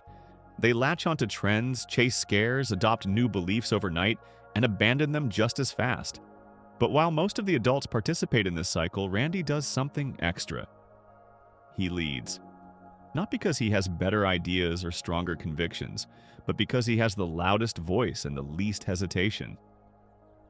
Randy does not wait for someone to hand him a megaphone. He grabs it. One of the clearest examples comes from the Season 9 episode 2 Days Before the Day After Tomorrow. In the episode, Stan and Cartman accidentally crash a speedboat into a beaver dam, which floods the nearby town of Beaverton. The cause is simple and obvious. 2 kids broke a dam with a boat. But the adults of South Park never find this out because they are too busy panicking about what they think caused it. First, they blame terrorists, then George Bush, then global warming. Randy, as the only geologist in Colorado, is assembled by the governor to analyze the situation. And instead of investigating calmly, Randy declares that global warming is about to destroy everything and that the apocalypse will arrive 2 days before the day after tomorrow. When other scientists point out that this means today, Randy becomes terrified. The whole town starts running through the streets, screaming that global warming is chasing them, as if it were a monster sprinting after them down the road. Randy leads the townspeople into barricading themselves inside the community center. He declares that the temperature outside will drop to 70 million degrees below zero. He insists nobody can leave, or they will freeze to death. The weather outside is perfectly mild. Randy, Gerald, and Steven eventually go out to rescue their children, dressed in heavy Arctic climbing gear despite the nice day, and they collapse in the street from heat exhaustion. But rather than realize they overdressed for a warm afternoon, they believe they are experiencing the final stages of freezing. Meanwhile, Stan tries repeatedly to confess that he broke the dam. Nobody listens. When he finally stands up and says it directly, every citizen takes turns also saying they broke the dam, treating his confession as a deep statement about shared responsibility rather than a literal admission of guilt. And the episode is funny because the gap between what actually happened and what the town believes is enormous. A beaver dam broke. That is it. But Randy took a small, fixable problem and inflated it into the end of the world, and he did it because panic gave him a stage. When Randy stands in that community center pointing at a map and explaining where the worst damage will hit, he is not solving a problem. He is performing, he is the expert, he is the leader, he is important. The fact that he accidentally draws something inappropriate on the map without realizing it only makes the point sharper. Randy is not thinking about what he is saying. He is thinking about the fact that everyone is watching him say it. This same pattern plays out whenever South Park faces any kind of collective fear. In Night of the Living Homeless from Season 11, homeless people begin showing up in South Park in growing numbers. They wander the streets asking for spare change. It is a real problem, but not a dangerous one. The boys treat it practically, trying to figure out where the homeless came from and how to redirect them. The adults, on the other hand, treat it like the end of civilization. Randy, Gerald, Jimbo, and the Stotches barricade themselves on the roof of the community center, treating homeless people the way characters in zombie movies treat the undead. They board up the doors. They ration food. They speak in grave tones about survival. And then the episode takes a dark turn, with Randy specifically. When a city council member named Glenn learns that his house has been foreclosed because property values dropped due to the homeless, he asks the other adults on the roof for some change so he can put his belongings in storage. He is not homeless in the traditional sense. He is a man whose financial situation just changed. But Randy, operating entirely within the logic of the panic, blows Glenn's head off with a shotgun. Because in Randy's mind, Glenn was no longer one of them. He had become one of the homeless. He was asking for change. That made him the enemy. It is one of the most extreme things Randy does in the entire series. And what makes it chilling underneath the comedy is that Randy does not hesitate. There is no moment of doubt. The group has decided that the homeless are a threat. Randy has absorbed that belief completely. And when someone within the group shows even the slightest sign of belonging to the other side, Randy eliminates them instantly. He does not think. He reacts. And he reacts with the full force of whatever belief the group gave him 5 minutes earlier. This is what makes Randy so dangerous in a crowd. He has no filter between the group's mood and his own actions. Whatever the town is feeling, Randy feels it harder. Whatever the town believes, Randy believes it deeper. And whatever the town decides to do, Randy does it first and with the most enthusiasm. He is not a follower. He is the most committed participant, the person who takes the group's half-formed idea and drives it to its most extreme conclusion. You can see this again in the Emmy-winning Season 13 episode Margaritaville, which tackles the 2008 financial crisis. The economy collapses in South Park. Banks lose people's money. Businesses close. Everyone is confused and scared. And Randy steps forward as the voice of reason, except his version of reason is religious in its intensity. He stands on a soapbox in robes and preaches to the town that the economy is angry with them. Not that the economy is a complicated system with fixable problems. That it is angry, like a god. He declares that people have been punished for their wastefulness and that they must stop spending entirely. He tells the town to cut everything to the bare essentials: water, bread, and margaritas. The crowd listens. They stop buying things. They wrap themselves in bed sheets instead of wearing clothes to avoid spending money on detergent. Shops close. The town enters a self-imposed dark age because Randy told them the economy demanded suffering. Meanwhile, his own family eats sliced hot dogs and tomato slices because their food budget has been gutted. But Randy still has his Margaritaville margarita mixer, because of course the one luxury he refuses to give up is his own. Kyle pushes back. He argues that the economy is not a living thing with feelings. It is a system that runs on people spending money, and if people stop spending, the economy gets worse, not better. Word of Kyle's message reaches Randy, and the response from Randy and the other adults is instant and dark. They decide they need to kill the Jew. The show frames this as a direct parallel to the story of Jesus, with Kyle as a figure preaching a message of reason to a crowd that would rather cling to fear and superstition. The adults, led by Randy, have chosen faith in their panic over logic, and they are willing to commit violence to protect that panic, because admitting they are wrong would mean admitting they wasted their suffering for nothing. What Margaritaville captures better than almost any other episode is how Randy uses group fear as fuel for personal importance. He does not just join the panic, he shapes it. He becomes its leader, its voice, its prophet. And once he occupies that role, he defends it viciously because the panic is what makes him matter. If the fear goes away, so does Randy's position at the center of it. This dynamic repeats across the entire series. In South Park is Gay from Season 7, a fad sweeps the town where all the men start dressing and acting in an overly groomed, fashion-focused way after watching a television show. Randy dives in completely. Every man and boy in town adopts this new style. When the women of South Park push back and say they are tired of their husbands spending all their time staring at themselves in the mirror, Randy accuses them of being afraid of the trend. He leads the men in organizing a pride parade for their new lifestyle. He does not stop to think about whether he actually enjoys dressing this way or whether it is making his life better. The group has decided this is the thing, so Randy becomes the most passionate member of the group. And then in Season 20, the show introduces member berries, small talking fruit that make people feel warm and relaxed by reminding them of things from the past. Randy tries them at a friend's house and is immediately hooked. The berries whisper about old movies and simpler times, and Randy melts into the comfort of it. But then the berries take a darker turn, mixing in comments about when there were fewer immigrants and when marriage had stricter definitions. Randy is startled. He pulls back. And to his credit, this is one of the rare occasions where Randy resists a group trend rather than surfing it. He investigates the member berries, tries to understand what they really are, and eventually teams up with Mr. Garrison to uncover the truth about them. This is worth noting because it shows that Randy is not simply stupid. He has the ability to recognize when something is wrong. He has the intelligence, the PhD, the capacity for critical thought. The problem is that he almost never uses it.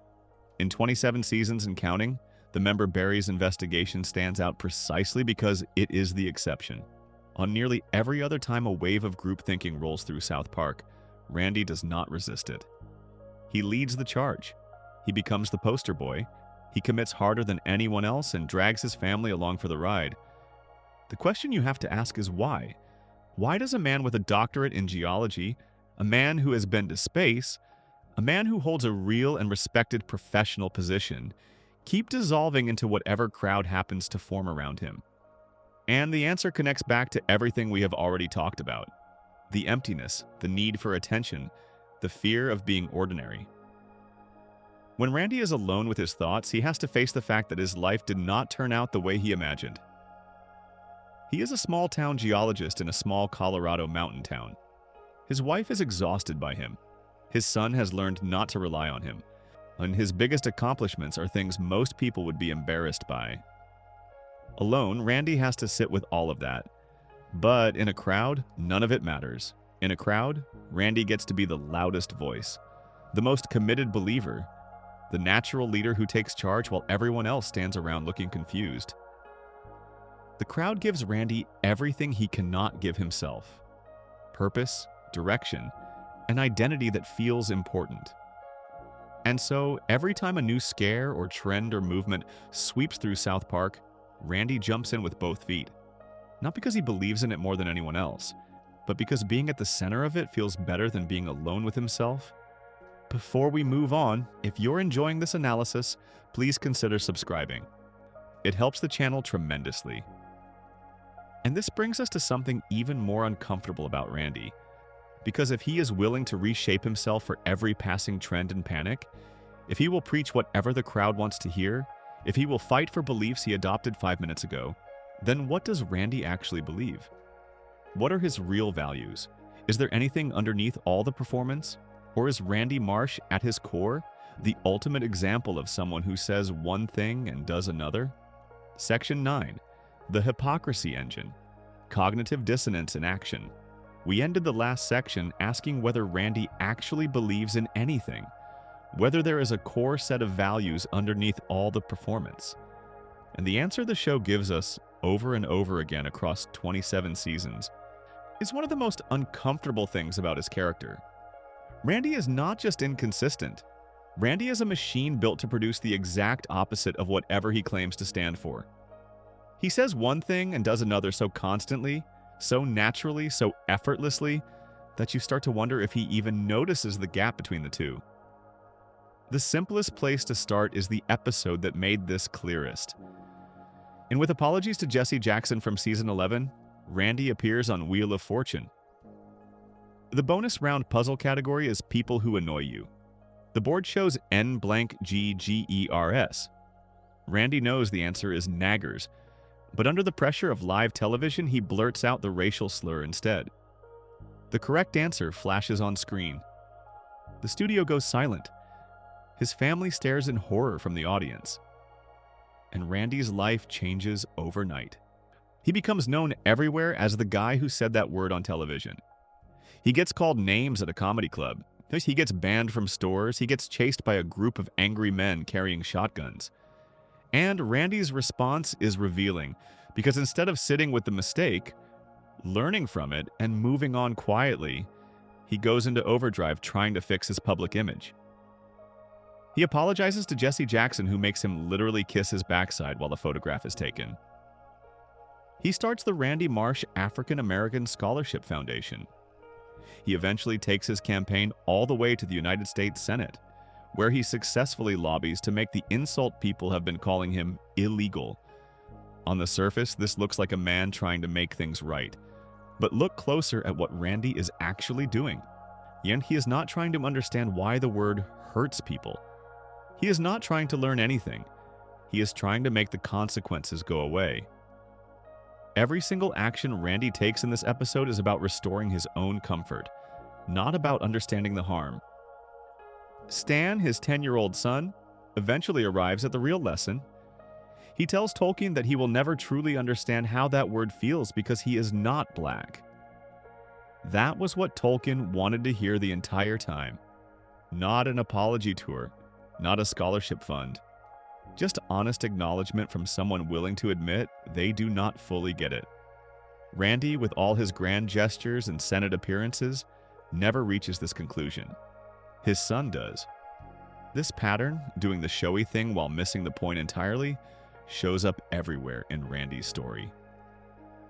In Smug Alert from Season 10, Randy's friend Gerald buys a hybrid car and becomes so preachy about the environment that he moves his entire family to San Francisco. Randy is annoyed by Gerald's attitude. He complains that Gerald talks with his eyes closed now and practically enjoys the smell of his own farts. Randy sees the problem clearly when someone else is doing it. But the moment Stan writes a song that convinces the whole town to buy hybrid cars, Randy hops on the bandwagon like everyone else and becomes exactly the kind of smug, self-satisfied driver he just finished criticizing. When the crisis is over and Kyle tells the town that hybrid cars are fine as long as people do not act superior about owning them, Randy's response is that he is not ready to drive a hybrid without feeling better than everyone else. He says this out loud. He admits to everyone that he cannot separate doing a good thing from using it to feel above other people. And nobody in the room finds this surprising, because it is exactly who Randy is. In Margaritaville, the Emmy-winning episode from season 13, Randy preaches to the entire town that the economy collapsed because people spent money on things they could not afford. He stands on a soapbox wearing robes and declares that everyone must stop buying luxuries, water, bread, and the bare essentials only. But he delivers this entire speech while using his Margaritaville blender, an expensive novelty appliance he bought on a payment plan he could not afford. The margarita mixer is the exact kind of wasteful purchase he is yelling at everyone else about. And when Kyle eventually pays off the entire town's debts, and including a $17,000 bill from Randy himself, Randy does not pause to reflect. He goes out the very next day and buys the newer model Margaritaville with a salsa dispenser. The man who preached sacrifice and restraint to an entire community replaces the luxury he should never have bought in the first place with a slightly fancier version of the same thing. This is not a character who occasionally slips up. This is a character whose entire operating system runs on the gap between what he says and what he does. Randy lectures Stan about saving money and then loses it all. Randy preaches about the economy being angry and then racks up the biggest debt in town. Randy gets offended by Gerald being smug about his hybrid, and then becomes smug about his own hybrid the moment the opportunity arrives. Randy tells the town to stop spending frivolously while blending margaritas in a machine he bought on credit. The Tegrity Farms era, which spans seasons 22 through 27, is maybe the longest sustained example. Randy names his marijuana business Tegrity, short for integrity. He constantly tells people that what the world needs is more Tegrity. He lectures customers, neighbors, and his own family about the importance of honest values and simple living. And throughout all of this, he commits arson, sells drugs to children in China, sabotages competing farms, gets arrested multiple times, destroys his family's happiness, and drags Sharon and the kids to a farm nobody wanted to live on. The name itself becomes the joke. Tegrity Farms has no integrity. It is run by a man who has no integrity. And the louder Randy shouts about values, the further he drifts from having any. But here is the thing that makes Randy's brand of saying one thing and doing another more interesting than just a running gag. It is not that Randy lies. Lying requires knowing the truth and choosing to hide it. What Randy does is different. He believes himself in the moment. When he stands on that soapbox and tells people to stop spending, he means it. When he tells the town they need Tegrity, he feels it. When he criticizes Gerald for being smug, he is genuinely irritated. The problem is that Randy's beliefs have no weight. They are not connected to anything deeper. They float on the surface of whatever emotion he is feeling right now, and the moment that emotion shifts, the belief evaporates and a new one takes its place. This is why his own family has learned to ignore him. Sharon does not argue with Randy's positions anymore. She just waits for them to pass. Stan does not look to his father for moral guidance. He works things out on his own or with his friends. Even Shelley, Randy's daughter, treats his pronouncements the way you would treat weather. It is happening. It will stop. There is no use fighting it. And the show is aware of this on a level that goes beyond just making fun of Randy. When Randy preaches against spending in Margaritaville and the show frames him as a religious figure in robes with followers gathered around him, the parallel is deliberate. Randy is not just being preachy, he is being compared to a false prophet, someone who speaks with total conviction about rules he has no intention of following. When Randy and the other adults in Margaritaville decide they need to kill the Jew who is challenging their beliefs, the show is drawing a straight line between Randy's self-serving preaching and the darkest impulses of blind faith. Randy's followers do not want the truth. They want someone to tell them their suffering means something. And Randy is always happy to be that person. as long as it puts him at the center of the room. The question the show keeps circling back to is whether this kind of constant contradiction is something Randy does on purpose or something he simply cannot help. And the evidence suggests it is the second one. Randy is not scheming. He is not a villain. He is a man with no anchor, no stable identity, no fixed set of principles that hold firm when the wind changes. And without that anchor, he drifts into whatever position feels good right now, says whatever the moment calls for, and does whatever his impulses demand, regardless of whether it matches what came out of his mouth 5 minutes ago. Before we move on, if you're enjoying this analysis, please consider subscribing. It helps the channel tremendously. This is what makes Randy both hilarious and tragic at the same time. He has every tool he would need to be a good man. Intelligence, education, a family that loves him, a community that keeps giving him chances. But without a core, without something real and steady underneath all the noise, those tools just spin in place.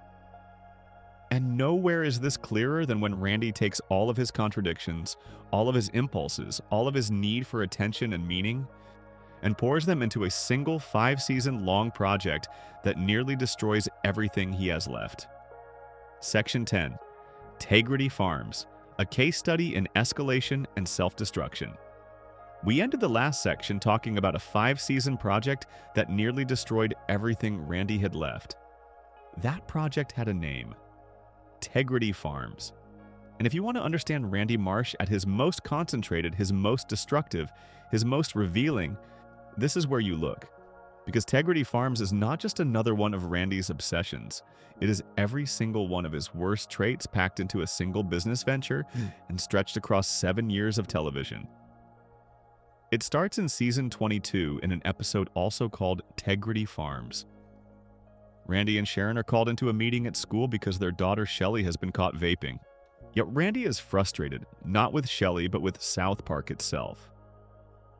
He rattles off a list of things wrong with the town, from school problems to cultural decay, and declares that the family needs to leave. He sells their house without consulting anyone and moves the entire family to a rural marijuana farm on the edge of town. He names it Integrity Farms, a word he invented by combining integrity and weed. His pitch is simple. The world has lost its values. People have forgotten what matters. What they need is integrity. And Randy is going to give it to them, one bag of weed at a time. Nobody in the family wants to go. Sharon does not want to leave their home. Stan does not want to leave his friends. Shelley does not want to live on a farm. Randy does not ask their opinions. He just does it. And from the very first episode of this arc, the show makes clear that integrity is a word Randy invented to describe something he himself does not have. He preaches about getting back to basics and simple, honest living, while uprooting his family against their will to chase his latest obsession. The name of the farm is the joke, and Randy never gets it. He hires Towley, a talking towel character, known for being a drug addict, as his business partner and product tester. Together they produce marijuana that Randy markets with speeches about values and hard work, and the importance of caring about what you put into the world. And for a brief moment, the farm seems to work. The product is good. The state testing board approves it. Randy has found something he is good at, but Randy being good at something has never been enough. He needs more. He always needs more. And the trajectory of Integrity Farms from season 22 through season 27 is the trajectory of every single one of Randy's obsessions, just played out over 5 years instead of one episode. Find the thing. Commit completely. Ignore every warning.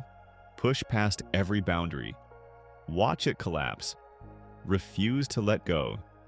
In season 23, the farm goes from a small family operation to something darker. Banned in China, Randy decides to expand his business internationally. He flies to China carrying marijuana, apparently unaware that drugs are illegal there.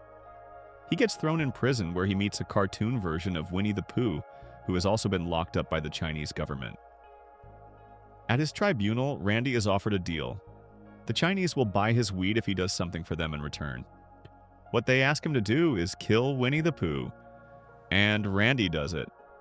He murders a beloved cartoon character in a foreign prison to close a business deal. He comes home proud of himself, celebrating the $300,000 he made by throwing a parade through the center of town and selling Integrity-branded merchandise. Sharon confronts him. She tells him the only reason the Chinese are buying his weed is so they can plant it on student protesters and throw them in jail. Randy does not care. The money is good. The business is growing. That is all that matters. The season continues to escalate. Randy discovers that a neighbor is growing marijuana and blows up the man's yard to eliminate the competition. He creates a Halloween special strain of weed so powerful it poisons people. He abuses his daughter Shelley when she does not support the business. By the time the season 23 finale arrives, Randy has been accused of killing thousands of cows, poisoning the town with his Halloween product, destroying private property, and committing multiple crimes. Mayor McDaniels puts him on trial. His own family throws a party at the farm to celebrate his arrest. Sharon removes his photos from the walls. Stan and Shelley are visibly relieved, and then Randy gets off. He manipulates the situation, gets his charges dropped, and returns to the farm as if nothing happened. He tells the family that the growing season is over because winter is coming, but he will be back at it when the weather warms up. He turns directly to the camera and thanks the viewers. The farm is not closing. It was never going to close. Randy faked his own redemption to escape consequences, the same way he has faked every redemption in his entire life. Then comes the pandemic special in season 24, and the Integrity Farm story takes its most extreme turn. Randy has been selling a new marijuana strain called the Pandemic Special, trying to profit from the global crisis. Sharon confronts him for attempting to make money off a disaster while her brother Jimbo is hospitalized with the virus. Randy dismisses Jimbo's condition, saying he is a fat alcoholic who would be in the hospital anyway. Then the news reports that scientists have traced the virus back to a bat in China. Randy freezes. He remembers being in a bar in Wuhan with Mickey Mouse during his earlier business trip. They got drunk together. Mickey pointed out a bat at a nearby table, and then, egged on by Mickey, Randy had sexual contact with the animal. He flew home sick afterward, thinking he had the common cold. Later reports narrow the source to a pangolin instead of a bat. Randy recalls that Mickey also encouraged him to have contact with a pangolin. The show reveals that Randy Marsh is essentially patient zero. He started the global pandemic. His response is not to come forward. His response is to hide. He tells Mickey that if Sharon finds out he is responsible for the pandemic, she would be impossible to deal with. He steals the pangolin from scientists who need it to develop a vaccine. He tries to create his own secret cure by lacing his pandemic special marijuana with his own bodily fluids and testing it on Jimbo without his knowledge. It briefly works. But then everyone who smoked the special starts growing mustaches identical to Randy's, flooding the hospital. Eventually, Randy does surrender the pangolin, but only after being backed into a corner. Even his moment of doing the right thing is forced rather than chosen. And at the end of the special, as Randy is about to confess everything to Sharon, he notices she has grown one of the mustaches, which means she smoked his product, which means his secret might come out anyway. Instead of confessing, he walks away to produce more specials. This is Integrity Farms in miniature. A man who talks constantly about values and integrity while committing acts that are the opposite of everything he claims to stand for. The farm's name is supposed to represent honesty. Its owner murders cartoon bears for business deals, poisons his own community, destroys competing farms, covers up his role in a global health crisis, and drags his family through years of misery while staying high every single day. The arc limps forward through seasons 25 and 26. The Streaming Wars specials show Randy trying to pivot the farm into new ventures, fighting over water rights, clashing with competitors. Sharon endures it all. Stan works secretly for competing businesses because his father's farm has made his life unbearable. The family dynamic that was strained in earlier seasons is now completely broken. They are not unhappy in the way they were during You're Getting Old, where at least the sadness was honest. They are trapped, physically stuck on a property nobody wants to live on, run by a man who cannot stop. It finally ends in season 27's sycophancy. The farm is failing. Sales are down. The government has raided the operation. Randy turns to artificial intelligence for advice and tries to rebrand the farm as a tech company, but it does not work. Sharon, after 5 years of waiting, finally convinces Randy to sell. The farm is gone. The family moves back to South Park. Stan gets his old house back, and the longest sustained obsession of Randy's life comes to its quiet, exhausted end. Not with a dramatic confrontation or an explosive finale, just with the slow realization that even Randy Marsh can run out of road. What makes Greedy Farms different from Randy's other obsessions is the length. When Randy became obsessed with cooking and creme fraiche, it lasted 1 episode. When he became Lord, it lasted 1 season. But Greedy Farms consumed 5 full seasons and multiple specials. It ate the show. And fans who had watched for 2 decades started asking when the kids would get their screen time back.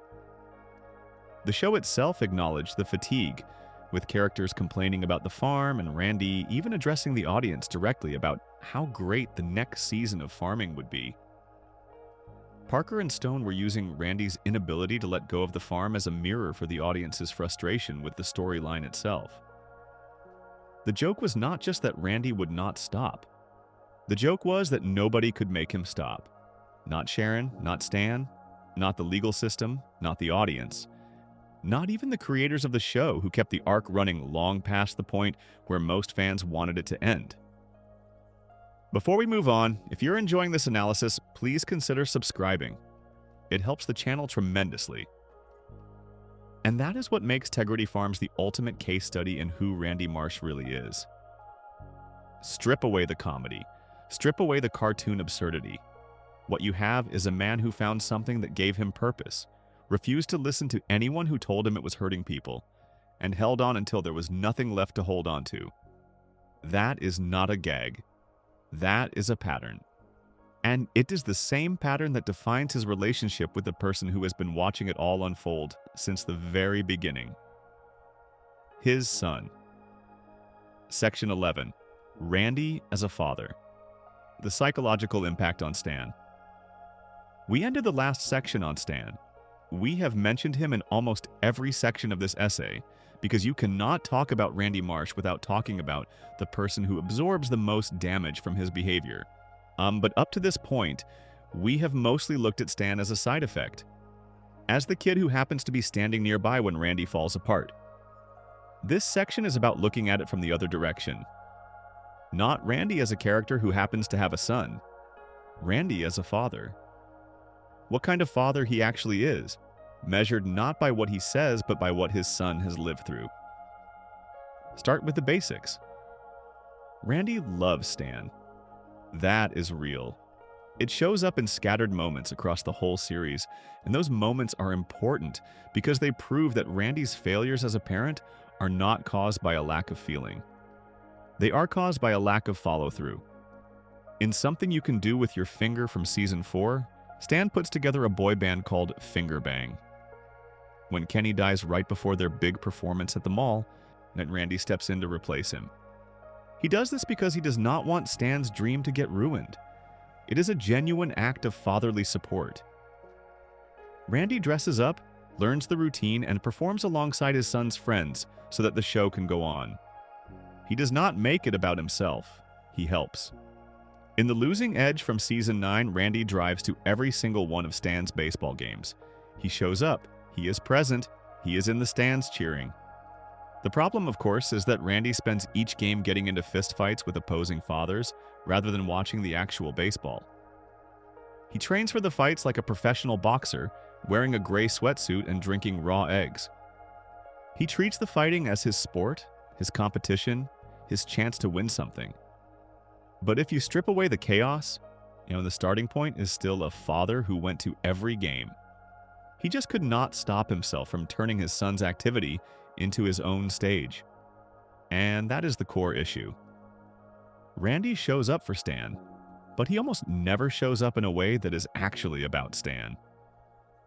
In Pinewood Derby from Season 13, Randy is determined to help Stan win the Pinewood Derby car race. This sounds like a good father, a dad helping his son build a car for a competition. Except Randy does not help Stan build a car. Randy steals a superconducting magnet from a massive research facility in Europe, disguises himself as Princess Leia to do it, and secretly installs the stolen device inside the car. Stan finds out about the theft from a news report. At the race, Randy coaches Stan to lie to the judges and say the car was built only with the approved parts from the kit. Stan does it reluctantly and wins. But the winning is hollow. Stan knows it is a lie. He stares at his trophy with a flat expression while newspaper photos show Randy celebrating in the background. As the episode spirals into an increasingly absurd plot involving alien criminals and stolen space cash, Stan keeps trying to get Randy to tell the truth. Randy refuses every time. He does not want to look bad. He does not want to lose face. He would rather the entire planet lie to alien police forces than admit he cheated at a children's car race. By the end, Stan gives his trophy back and confesses on his own. Nobody else follows his lead. The whole world stays silent, and the planet fails a test of basic honesty. Now, this episode captures Randy's fatherhood in miniature. He wants Stan to win. That desire is genuine. But the way he goes about it teaches Stan the exact wrong lesson. It teaches him that winning matters more than honesty. It teaches him that appearances are more important than truth. And when Stan rejects that lesson and does the right thing anyway, it is not because Randy taught him to. It is because Stan figured it out despite his father.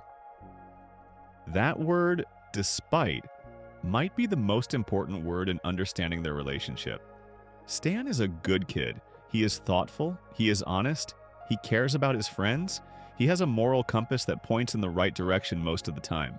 And none of that came from Randy's example. It came from Stan watching his father do the wrong thing over and over and choosing differently. Every good quality Stan has was built not because of Randy, but in reaction to him. Look at what Stan has witnessed. He has watched his father get arrested at his baseball games. He has watched him drunkenly stumble through public events.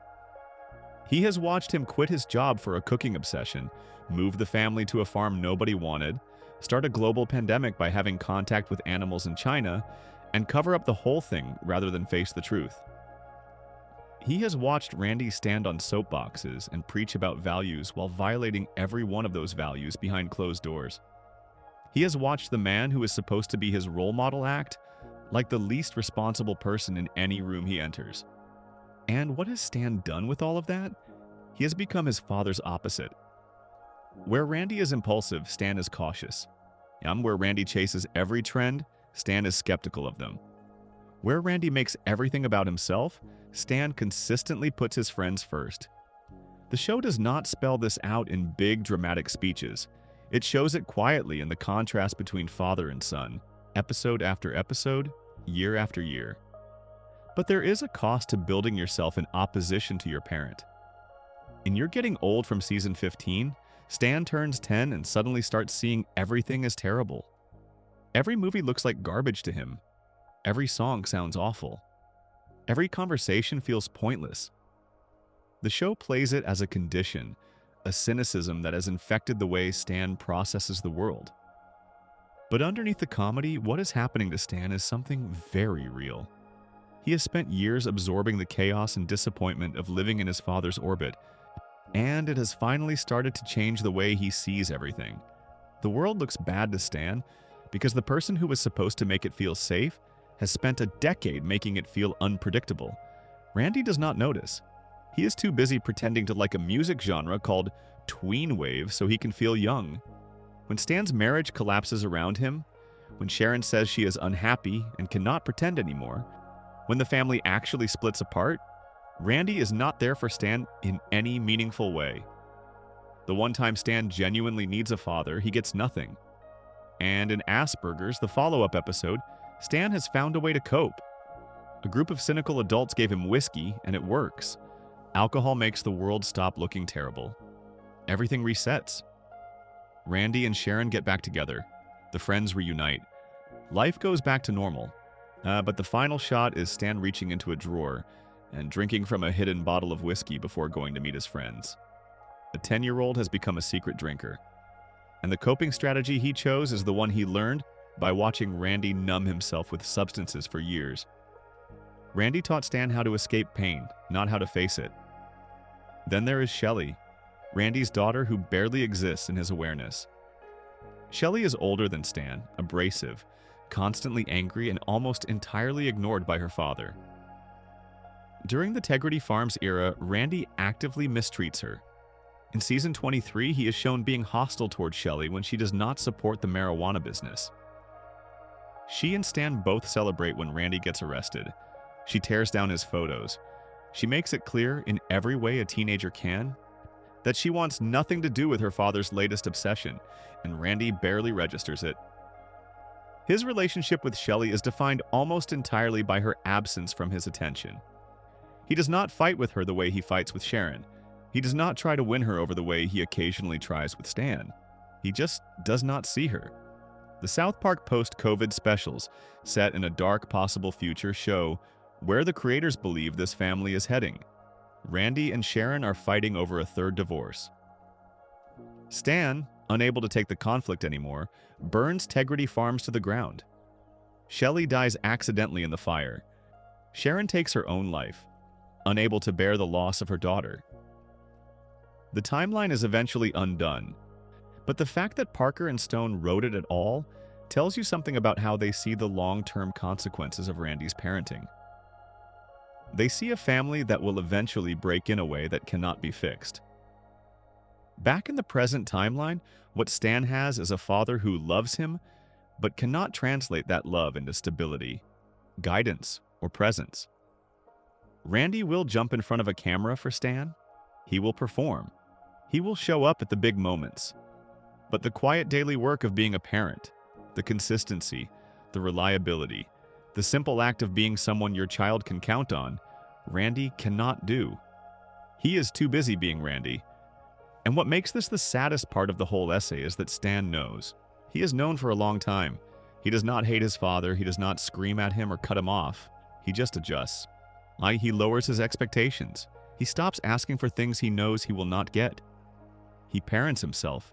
And every once in a while, in a quiet moment, you can see on Stan's face the particular kind of tiredness that belongs to a child who grew up too fast because the adult in the room would not grow up at all. Before we move on, if you're enjoying this analysis, please consider subscribing. It helps the channel tremendously. Which brings us finally to the question that has been sitting underneath this entire essay. After everything we have seen, after all the evidence, after all the episodes and all the years, can Randy Marsh change? Section 12. Can Randy change? What psychology says about late life behavioral patterns. We ended the last section asking if Randy Marsh can change. It is the question the show has been circling for over 2 decades. And the honest answer, based on everything the evidence shows, is complicated. Because Randy has changed multiple times. The problem is that he never stays changed. The show has given Randy at least 3 major chances to walk away from who he is and become something different. Each time the door opened. Each time Randy stepped toward it. And each time he turned around and went back to what he knew. The first was, "You're getting old" in season 15. Randy admitted out loud to Sharon that he was unhappy. He agreed that things had gotten terrible between them. He did not fight. He did not deflect. He sat there and said the truth. That is the hardest thing Randy Marsh has ever done in 27 seasons of television. For one brief stretch of episodes, Randy and Sharon separated. He moved out. She took the kids. It looked for the first time in the show's history like South Park was going to let one of its characters face the consequences of who they had become. Then in Asperger's, the very next episode after a 4-month hiatus, everything reset. Randy pulled up in his car and announced that he and Sharon had worked things out. They were back together. The house was the same. The friend group was the same. Sharon told Stan that sometimes people need to stick with what they know, even if it means being unhappy. And just like that, the door closed. Randy had a chance to rebuild his life on an honest foundation, and instead he chose to return to familiar misery. Not because someone forced him, because the unknown scared him more than the pain. The second chance came during the Tegrity Farms arc. Multiple episodes across multiple seasons teased the idea of Randy waking up and walking away from the marijuana business. In season finale from season 23, Randy was arrested, put on trial, and confronted with the full list of terrible things he had done. He seemed briefly ready to accept consequences. He threw away the script that President Garrison's team had prepared for him. He stopped deflecting blame. He appeared to want real accountability. And then he got off on a technicality, went back to the farm, and told his family he would start up again once winter ended. The whole redemption was a performance. In the Streaming Wars specials, the show went even further. It drew a direct contrast between the old Randy, the one who cared about people in his community, and the new Randy, the marijuana farmer version of himself that the show described as entitled and greedy. For a brief stretch, Randy returned to something closer to his original personality. He got along with his family. He showed warmth. He seemed like the man Sharon once married. Then he smoked a joint and slid right back into the version of himself that was destroying everything. The show presented this as almost biological, like Randy's ability to be a good person is something that exists but cannot hold, like water that fills a cup with a crack in the bottom. The third and final chance came in Sycophancy, the season 27 episode that ended the Tegrity Farms era for good. This time, the collapse was not dramatic. There was no trial, no big confrontation. The government raided the farm and took away Randy's workers. His business was failing.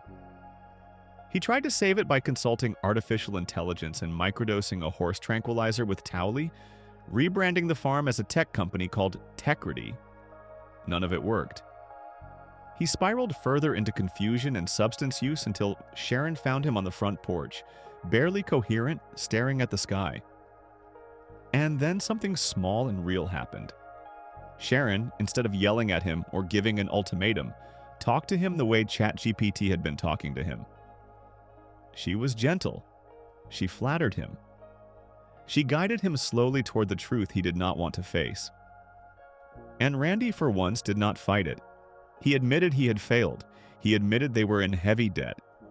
He admitted he had been putting a phone app ahead of his wife and family.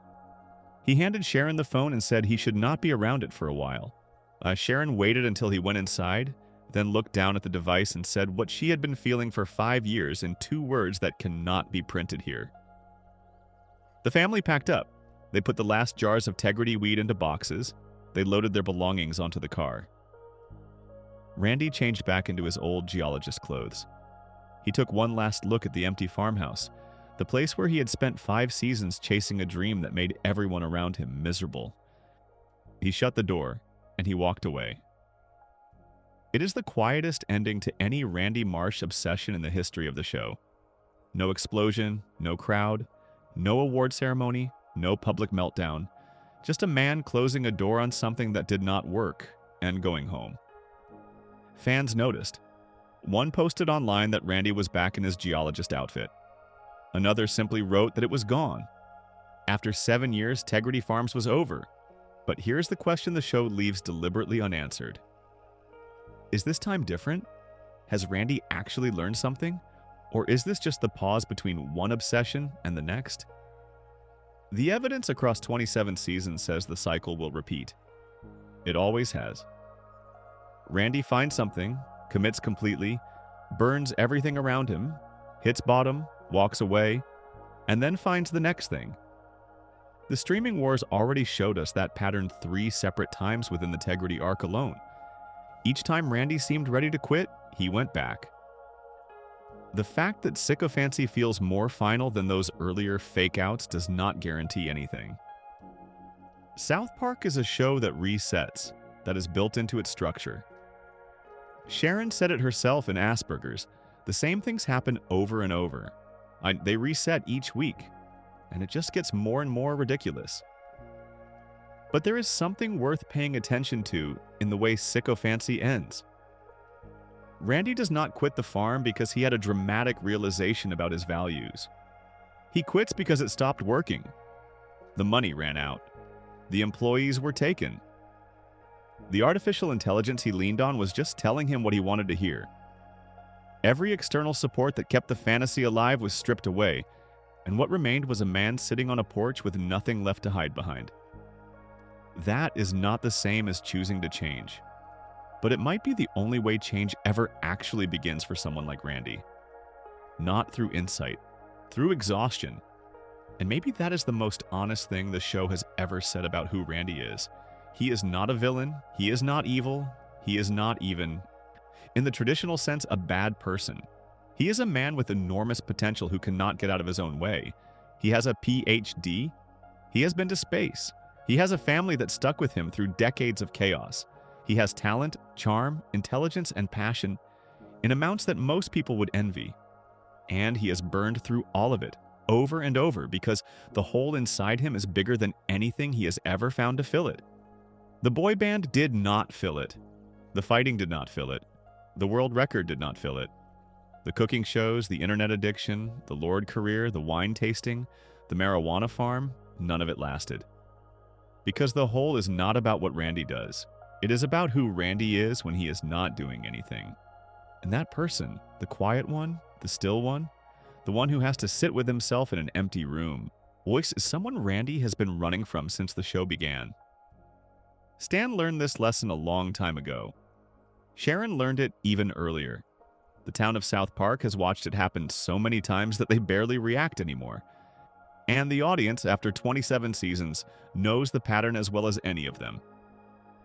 Randy will calm down. Randy will seem different. And then one day, something will catch his eye.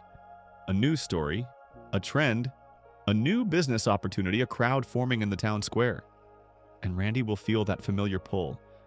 The pull toward the center of attention. The pull toward being the loudest voice in the room. The pull toward being someone, anyone, other than the quiet man in the empty house. Whether he follows that pull again or whether this time, finally, he sits still long enough to hear the silence, iron is a question the show has not answered yet. Maybe it never will. Maybe the not knowing is the point, because in real life, people like Randy do not get clean endings. They get the same choice presented over and over for as long as they are alive. And every day they have to decide again. Stay or run. Face it or escape. Be the person their family needs or be the person the crowd cheers for. Randy Marsh, at the age of 45 in a small Colorado town, changed back into his geologist clothes and drove his family home. Whether that lasts is not up to the show. It is up to Randy. And after everything we have seen, the only honest thing to say is that we do not know. We hope, but we do not know. If you enjoyed this video essay, make sure to subscribe. Thanks for watching, and I'll see you in the next one.